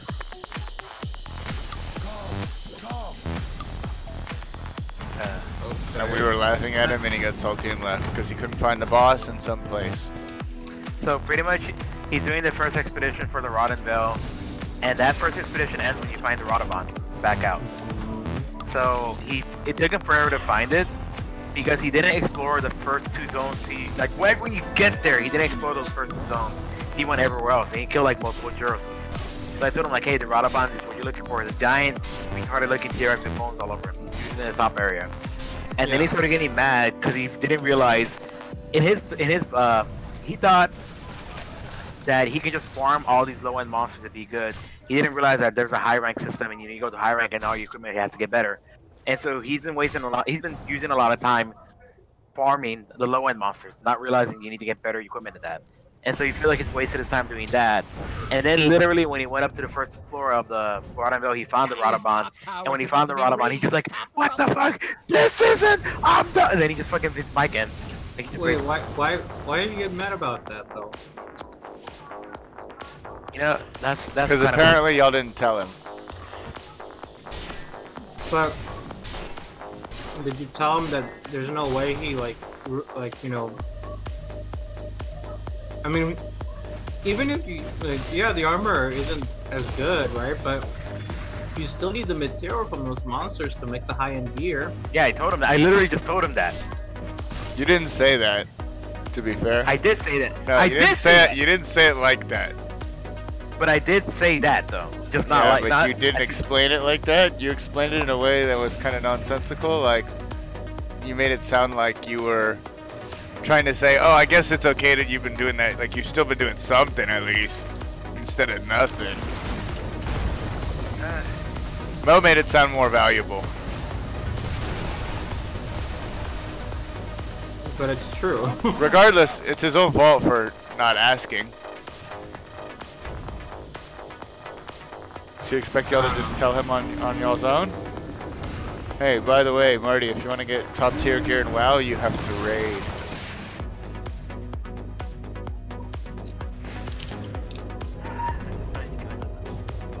Speaking of which, there's still time to get to 120 before the raid comes out. Wonder what the first raid is. You know, Alvarado's playing, I'm playing, Chris is playing, Omar's playing. I know you don't know him. Don't get me wrong. I'm gonna get it soon, but right now I'm still hooked up. I'm fucking hooked on this. My friend from high school that Chris knows, Will, is gonna play. This other guy we both know named Chris is gonna play. Everyone calls him Void, but. Hey, wait, are you still on my? You're still on my stream? No. No, I'm not looking right now. Hold on, I'll look right now.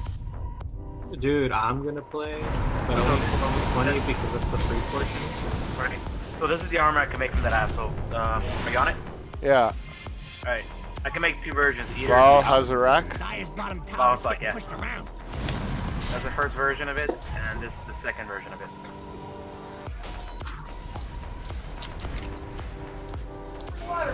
One. The first looks better. Yeah, it looks fucking dope, dude. This is what I'm wearing right now. What? Yeah, I'm just fucking other shit I want to build. The game looks good. It just came out at the wrong time. No, yeah, no, I totally agree. Right when WoW came out, and WoW takes precedence, and I would buy it, but now I have to have the surgery, and I need to save all my money, so...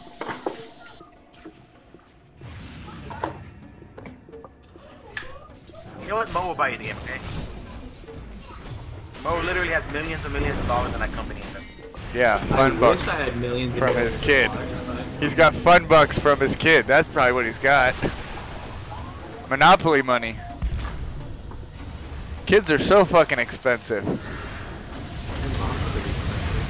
Damn, Mo! Yeah, she's high class, unlike y'all's moms. Well, I mean, but I mean, you know, compared to a $2 horse, it's like $3. No, it's pretty expensive. Oh, he called my mom a fucking $2 horse. He called his own mom a $2 whore as well. Dude, my mom said not want it. Your mom's a freebie. Yeah, my mom was a freebie. Jesus Christ. Laz's mom doesn't charge me anymore. Well, when you marry them, yeah. She pays you now. I mean, you're married to her, aren't you? That Laz called you Poppy, right? No, he calls me Papi Chulo. Poppy Chulo. I'm playing for like all day. How is that thing? Dude, I've been playing since like I home from work. It's 2 o'clock. Right now, 7 o'clock. It's 5 hours. It's Dota time, right? I want to watch Ti. Dude, it's your mama. Yeah, time. that's why we're gonna play. Wait. What? Chris is online. Dan was online, right? Is he still online? Dan's spectating the game too. I'm about to go spectate you. Yeah, but I'm sure he'd play if we're 5. I don't know if Chris will want to though. We do have Alvarado here. Dude, a game I watched earlier. Fucking support Enchantress. 55 minutes in. Boots and a magic wand and a staff of wizardry. And the main is low force staff. Yeah, just the staff of wizardry though. 55 minutes in, I was like, dude, that game must have sucked to play. And we bitch about not having anything in 30 minutes, you know?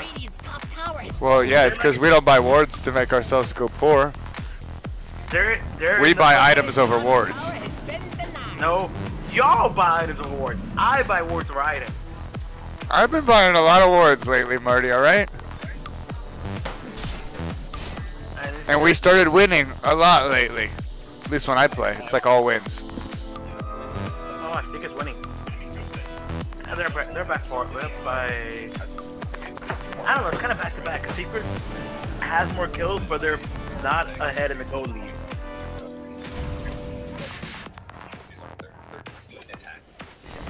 That does make me happy to see more Phoenix. Phoenix has been picked a lot. Tiny, I see a Tiny like every fucking game. I see Wraith Kings every game so far. Yeah, Wraith King's popular. I've seen a few Invokers. You don't usually see an Invoker in pro play. I mean, for me, right now, we're still in the group stage, so we're not set with the meta yet, you know? Because in the group stage, where they pick whatever the fuck they want. Once we get to the main stage is when we're gonna start seeing the same over and over, you know? Well, yeah. Did you watch the fucking Wisp Gyro earlier?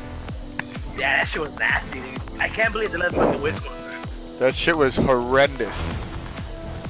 Wisp is definitely gonna be the most banned hero. Yeah, Wisp is good. Wisp, like, if only one of us was good with Wisp. Yo, what's up, man? No, I've seen your Wisp. Yeah. It's about as good as my Wisp. Yeah. Which is not very good. Yeah.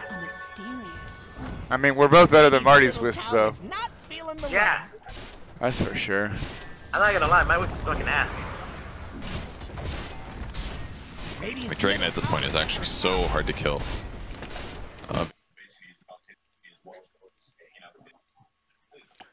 Now that we don't really play PUBG, I'm gonna turn everybody back up.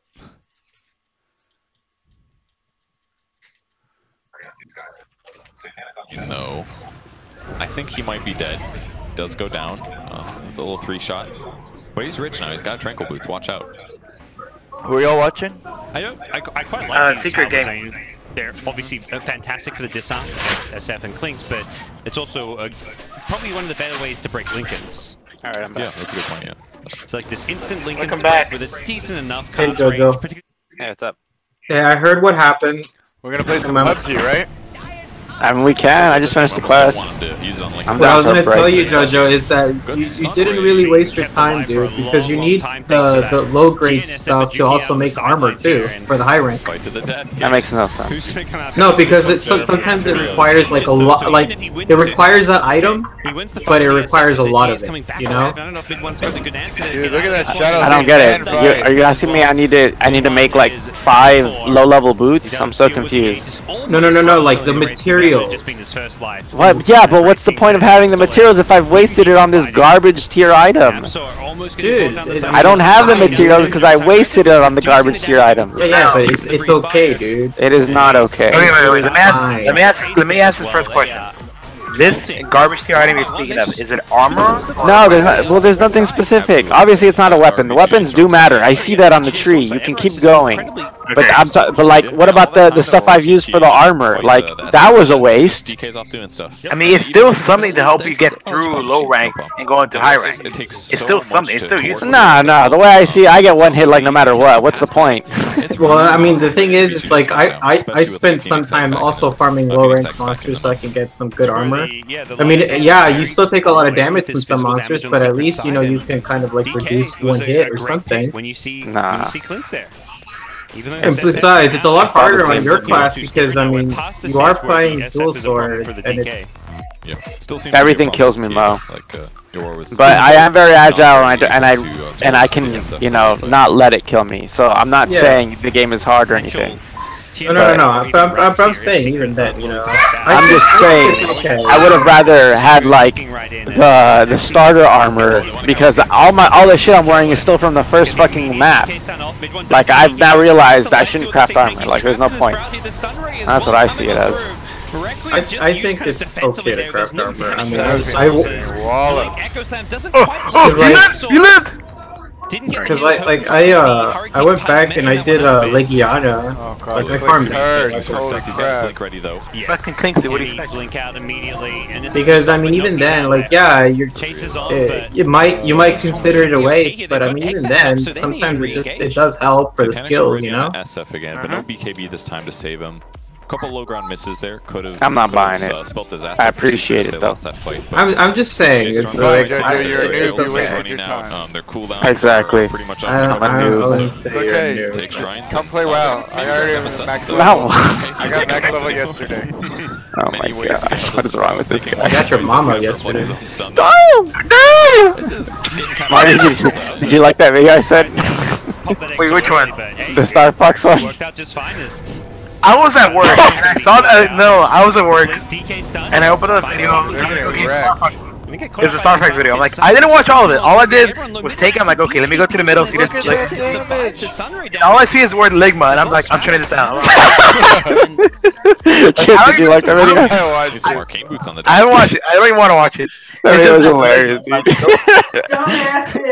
The problem is, Juan didn't even get the setup right. Like, yeah, but that's what makes it more hilarious. Juan's retarded, and you're dumb for even answering him in the first place. I just corrected him, Legiana, because Juan. Why? He totally wanted to be. Wait. So My defense, Juan has been calling all these monsters thus far wrong names. Great Jarvis, the Great Giraffridge. He's literally getting everything the wrong name. And so I didn't think much of it. All I see him completely wrong. I'm like, oh, Legiana. And then I see the lick my balls. I'm like, oh my god, you. No, that's not how this works. But that's why it's funny, dude, because he's retarded. I know that's not how that works, but still he fell for it. Or not just you falling for it, but him being stupid and thinking it's gonna work. I don't know. It was just a huge mess. It was hilarious all around, and it's not just because of you. Juno's retarded too. It's just that, like, I looked at it, I'm like, I really get lick my balls. I'm like, ooh, that's not. You're supposed to wait for me to say lick my what? Like, I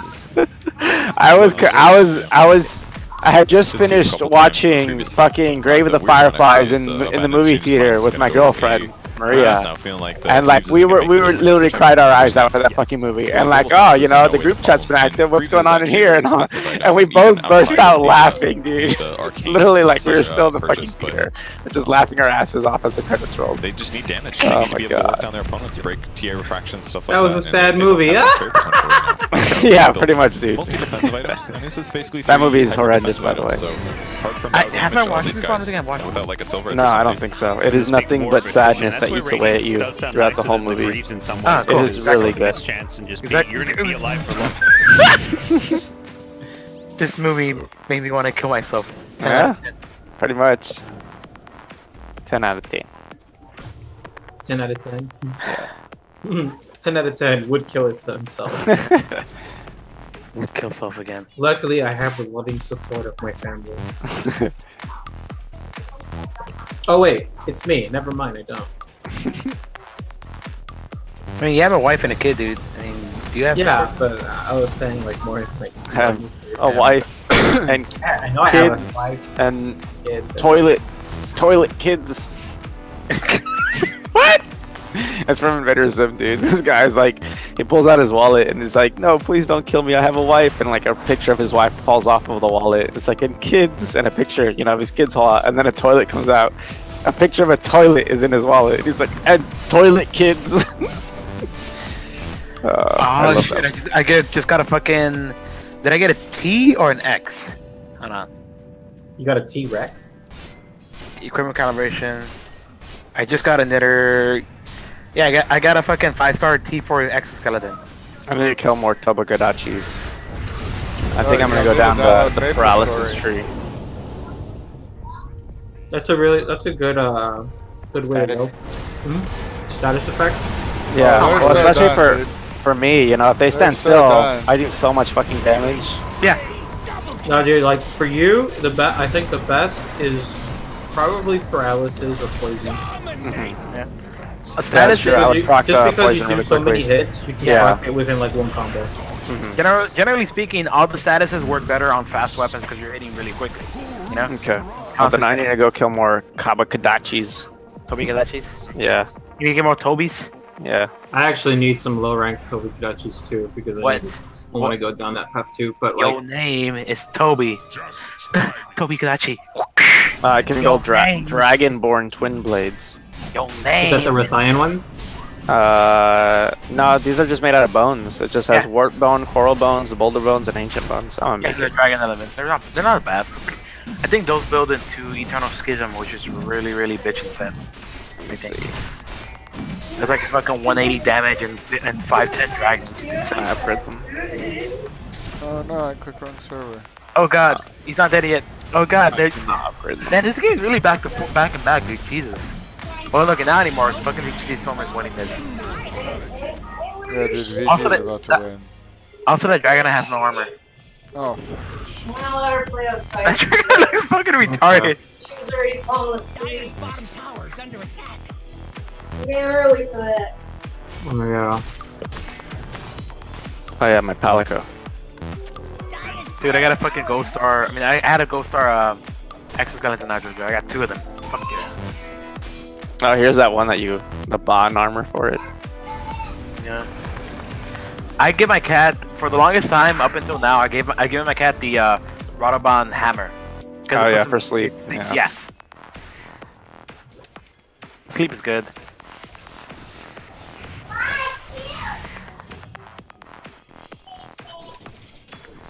So get this shit. So I spent a good chunk of yesterday hunting this one high-end monster. This big yellow dragon called the Nergigante. I know you've seen this already. I know you've seen that ass already. Which one? The Nergigante. Is that the one that was on top of the dragon? Yes. Yeah, okay, what about it? Like, for one, that fight's hard. So, I spent a while... On the dragon? No, like, you like later on. Like, you have to fight him eventually. Okay. So, I'm fighting them for a while, and all I need is a shell that has a 30% drop rate on the body, and a fucking high chance on the reward screen, right? And I need 2 tails. I've killed them 8 times. I've gotten a grand total of not even 3 tails, fucking 2 tails and 6 gems. Gems have a 1% drop rate, by the way. Wow. And they were all back. Yeah, yeah, like wow, yeah, it's cool. I only need 2 gems for the weapon and the armor, and then I needed the tails and the shells for everything else. And instead, I just kept getting fucking gems. Like, I don't know how to feel about this, you know? I honestly needed the common item, and I kept getting the rare item instead. Like, how do you? I don't. I had to kill him another.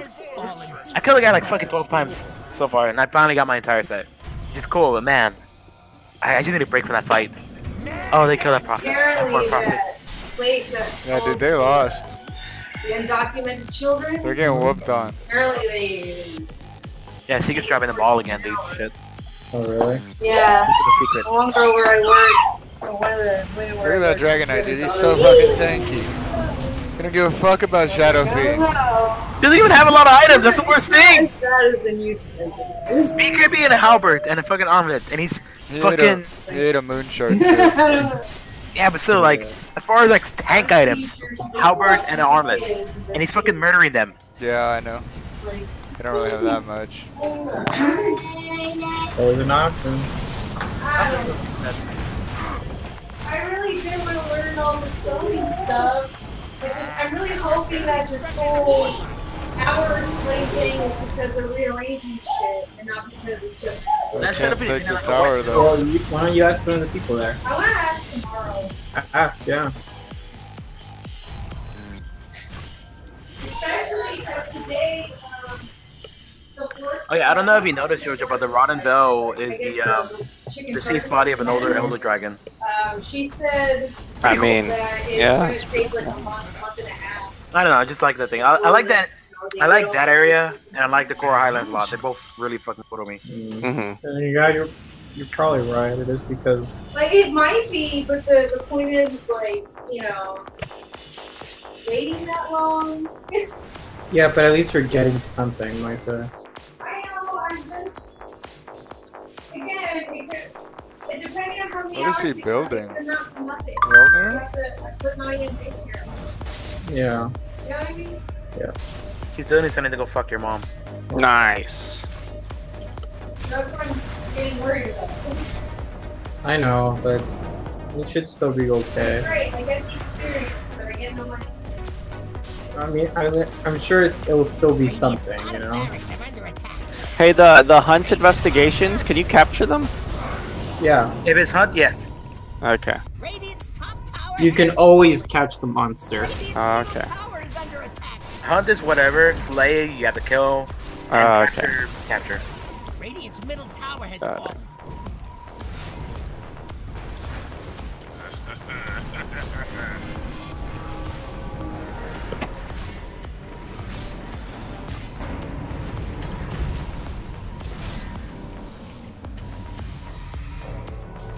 Oh. I actually don't see you online, Jojo. Yeah, I'm offline. Oh, you're offline. Yeah. Okay. I am in my own little world. He said he didn't want to play with you losers. Oh my god. Jojo, is this true? Hey, this word's not mine, alright? Oh my god. No, that's not true. I don't want to play with you losers. You're right. Losers. It certainly feels right. Oh my god. Losers wasn't the word he used. I can't repeat the word he used on stream. Shut up, dude. So he said niggers. Moses! Oh my god.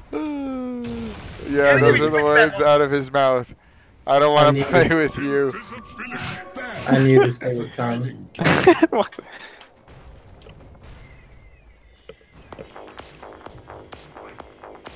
Alright, I guess I'll go kill an Odogar on them. Fog around. So I need to farm that faggot. Just fucking watching Juan trying to hunt the rat thing was fucking hilarious. What, did you just go with it? Yeah, he needed help. Like I said, he needed help killing the pink. He needed help gathering stuff for the Rathian, so he wanted to kill the regular Rathian. I'm like, all right, cool, let's go kill it. And apparently, he just now found out that you can cut the tail off. Really? And according to him, that's what's been fucking him over the most. Is her catching him with a backflip and not only dealing the chunk of his health, but also poisoning him.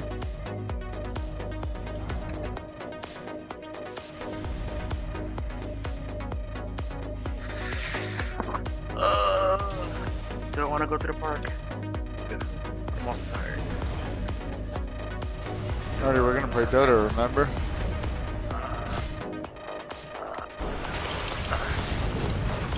Moses, do you think I should go to the park with Chris? It's up to you, man. God damn it! Ah! It's not up to you, Marty. Have to do it till that's done. You look deep down inside you and you know the answer, Marty.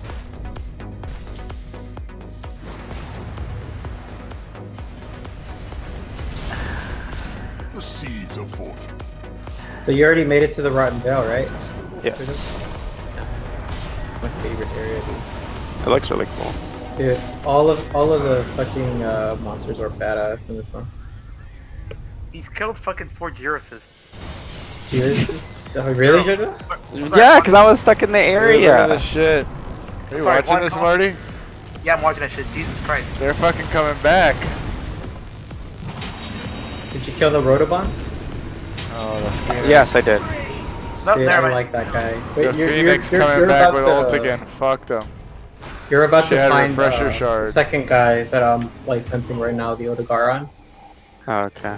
I mean, I'm gonna try to complete these Thunderblades first. Yeah, but just letting you know before anything, that guy is really fast. The guy you're fighting? Yeah, the next Okay. monster you're about to fight. Yeah. He's really fast. Hey, you should be fine because you're agile. Yeah, you should be fine, but Yeah, dude, the rolling bone thing couldn't even lay a finger on me. that's good. The only time he hit me was when I was rolling down its back and it rolled. That's terrible. You know that whatchamacallit? Oh my god, the buyback. I lost my telephone. Oh, I'm sorry. There's a big fight. It's a big fight happening right now. If Secret loses this fight, they lose this match. They can't lose this fight. Okay, DK's down. DK's dead. TA was top. She's trying to split or something. She should have been the bottom. Anyways, Mo, what's up? Hold on. Okay. Where does the Tobi Gadachi spawn? Do you guys know? It's just sometimes up top. Okay. What the fuck is up top mean? In the upper levels. I know where that is. Fuck it.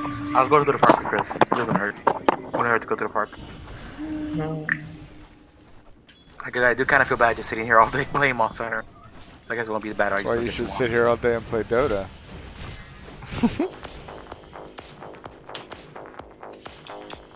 What?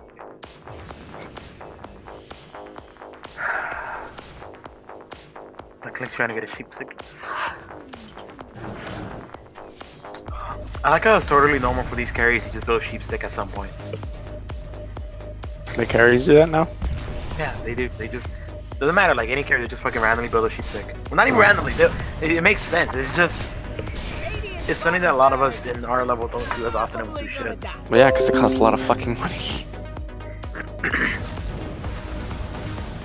I mean, all I would question is, you know, like, does the DPS pay off? And if the pros are doing it, then yeah, it probably does. What the fuck?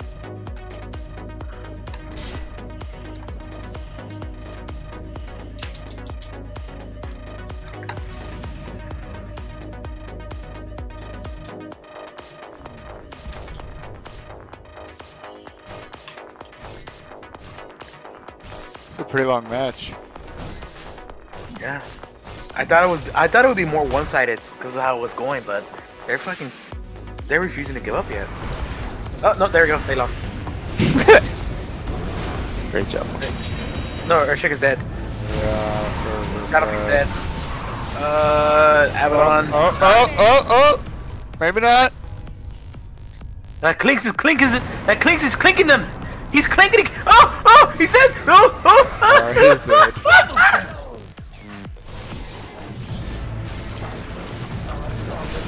Jesus! All the buybacks.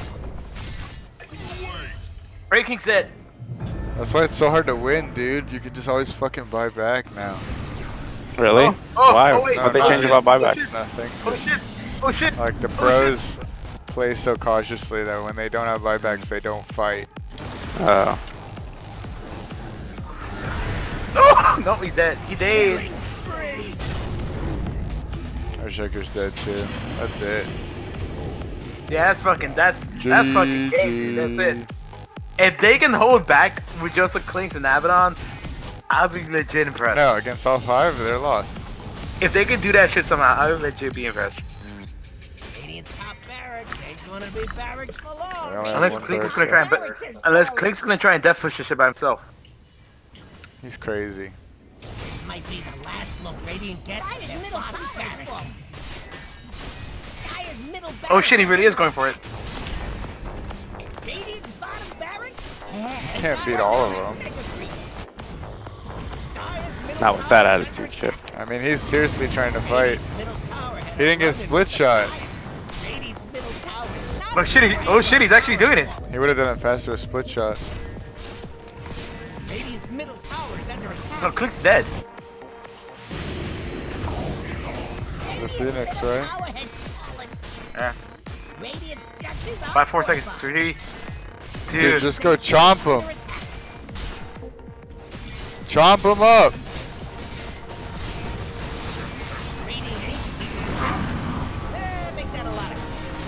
Nope. He almost fucking ate them all, dude. You should have gone a little earlier.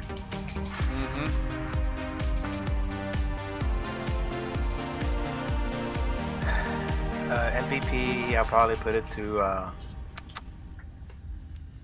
probably give it to DK. That gave good work.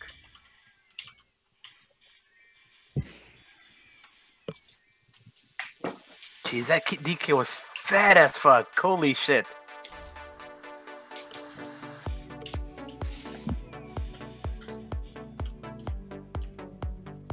Apparently, this is just an average game for these assholes. It's an average game for these assholes. Man, fuck them. No, Chip, I have to go to the park. You can't make me, Chip. I told Chris that we'll go to the park. Chip, don't do this to me. I told Chris going to the park after the game. And I am a man of my word, Chip. I am a man of my word with the iron will.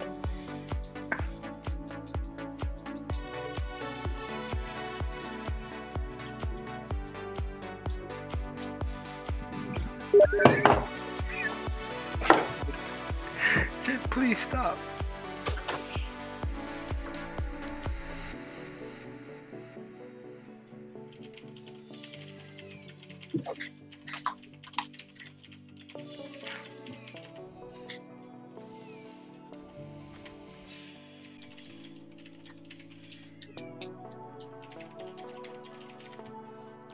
Get Park and Laporte, get your action ready. I'll wait.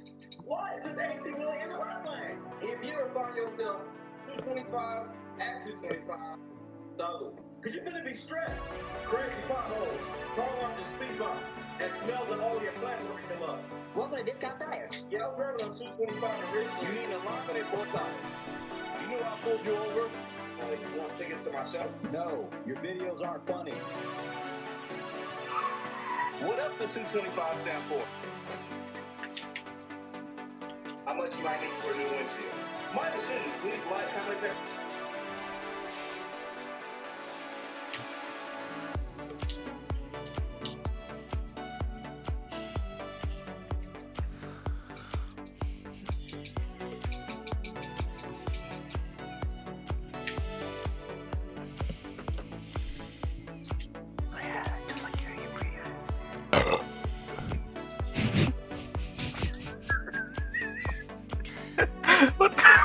How's that for you? I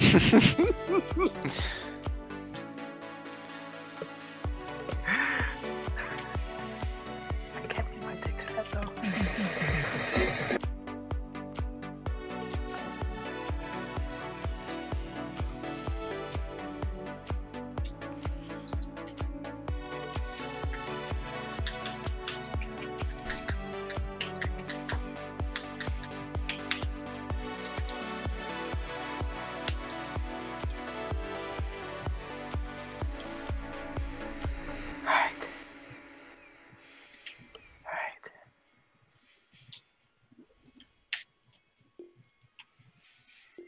Chip, don't do this to me! I'm putting on my shorts. I'm putting on my shoes.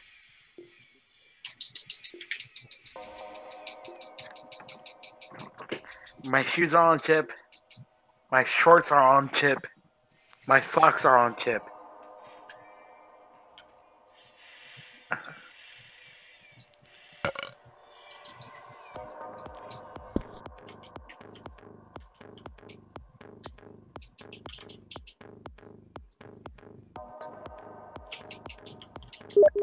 Yes, let me collect its tears. Chris said if Marty does, he'll come.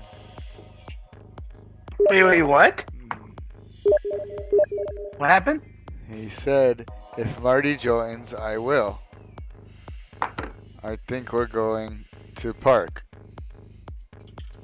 Okay, see, Chris knows we're going to the park. Yeah, but he's saying if you cave, he caves, and then you both play.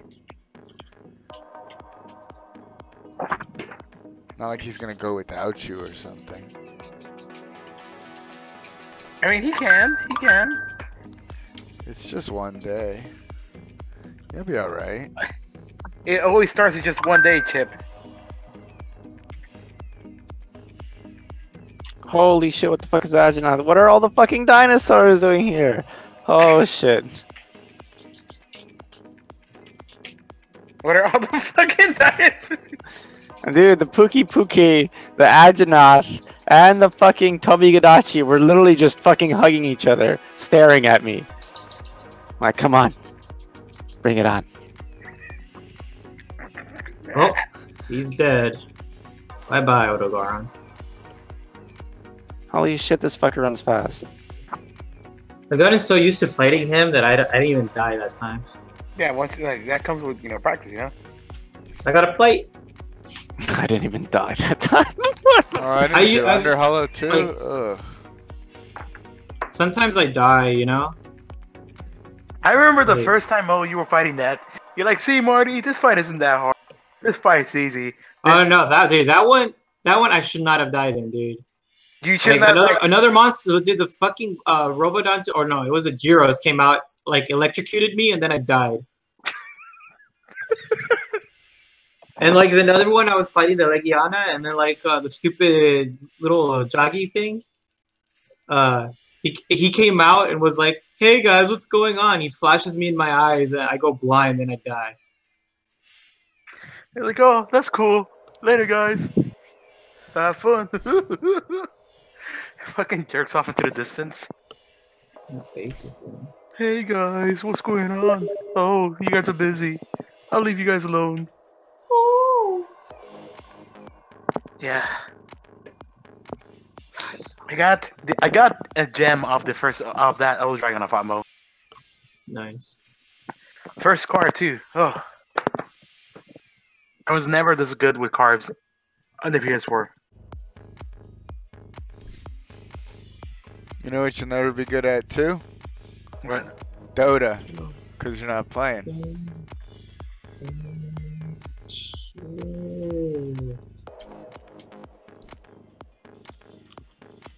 Come on, where's the stupid cat?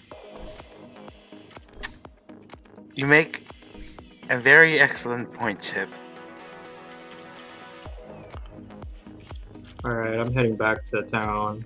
I'll join you guys right now. Look, Mo's coming.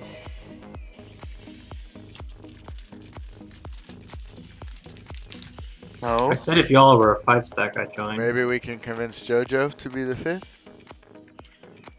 What about Dan? Don't do. Hey, Dan's not here. Dan's offline.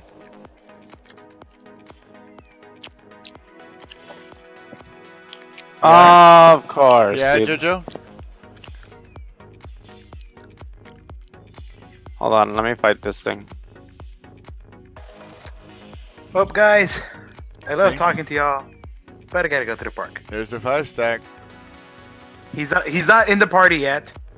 He's still playing. Who? Neither am I. I'm heading over in a bit. Guys. What?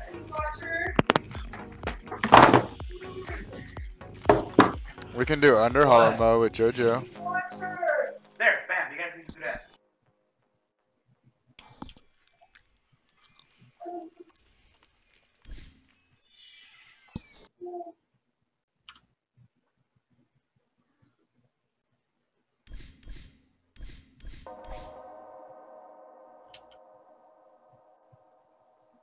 And they bought enough time for Weehaw to really come online there on the Invoker. And Tavo just playing out of his mind once again. I think he played very well in both games, honestly. Like, wow, everything climaxing at once there.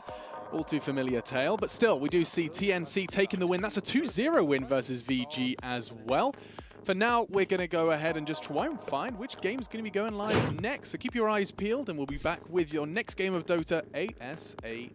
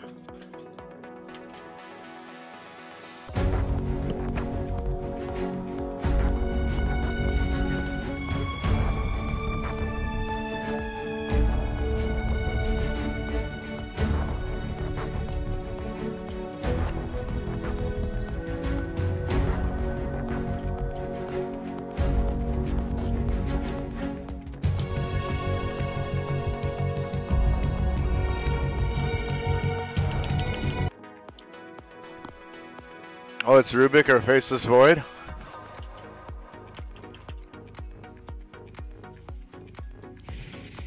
I didn't know that. I'm voting Rubik.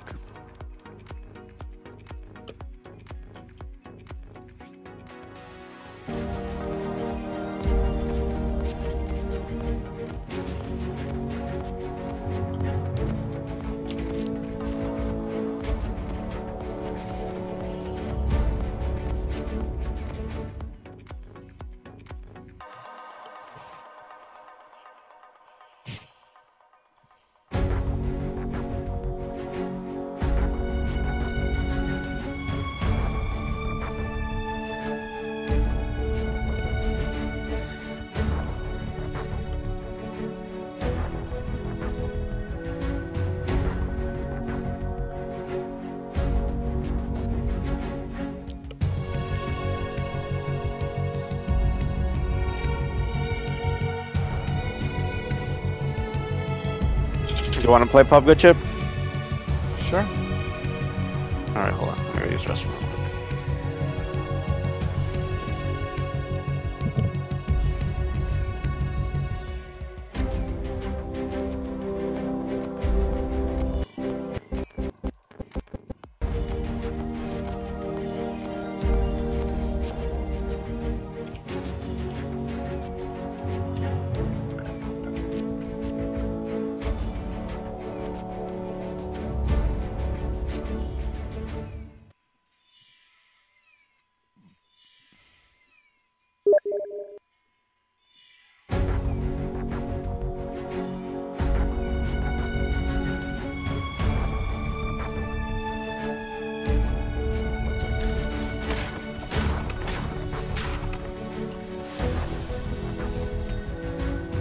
You know what? No, I'll take that first. Take that, yeah. Get all shielded up, juiced up. Juiced up for me. Ooh, more juice. Yes, please.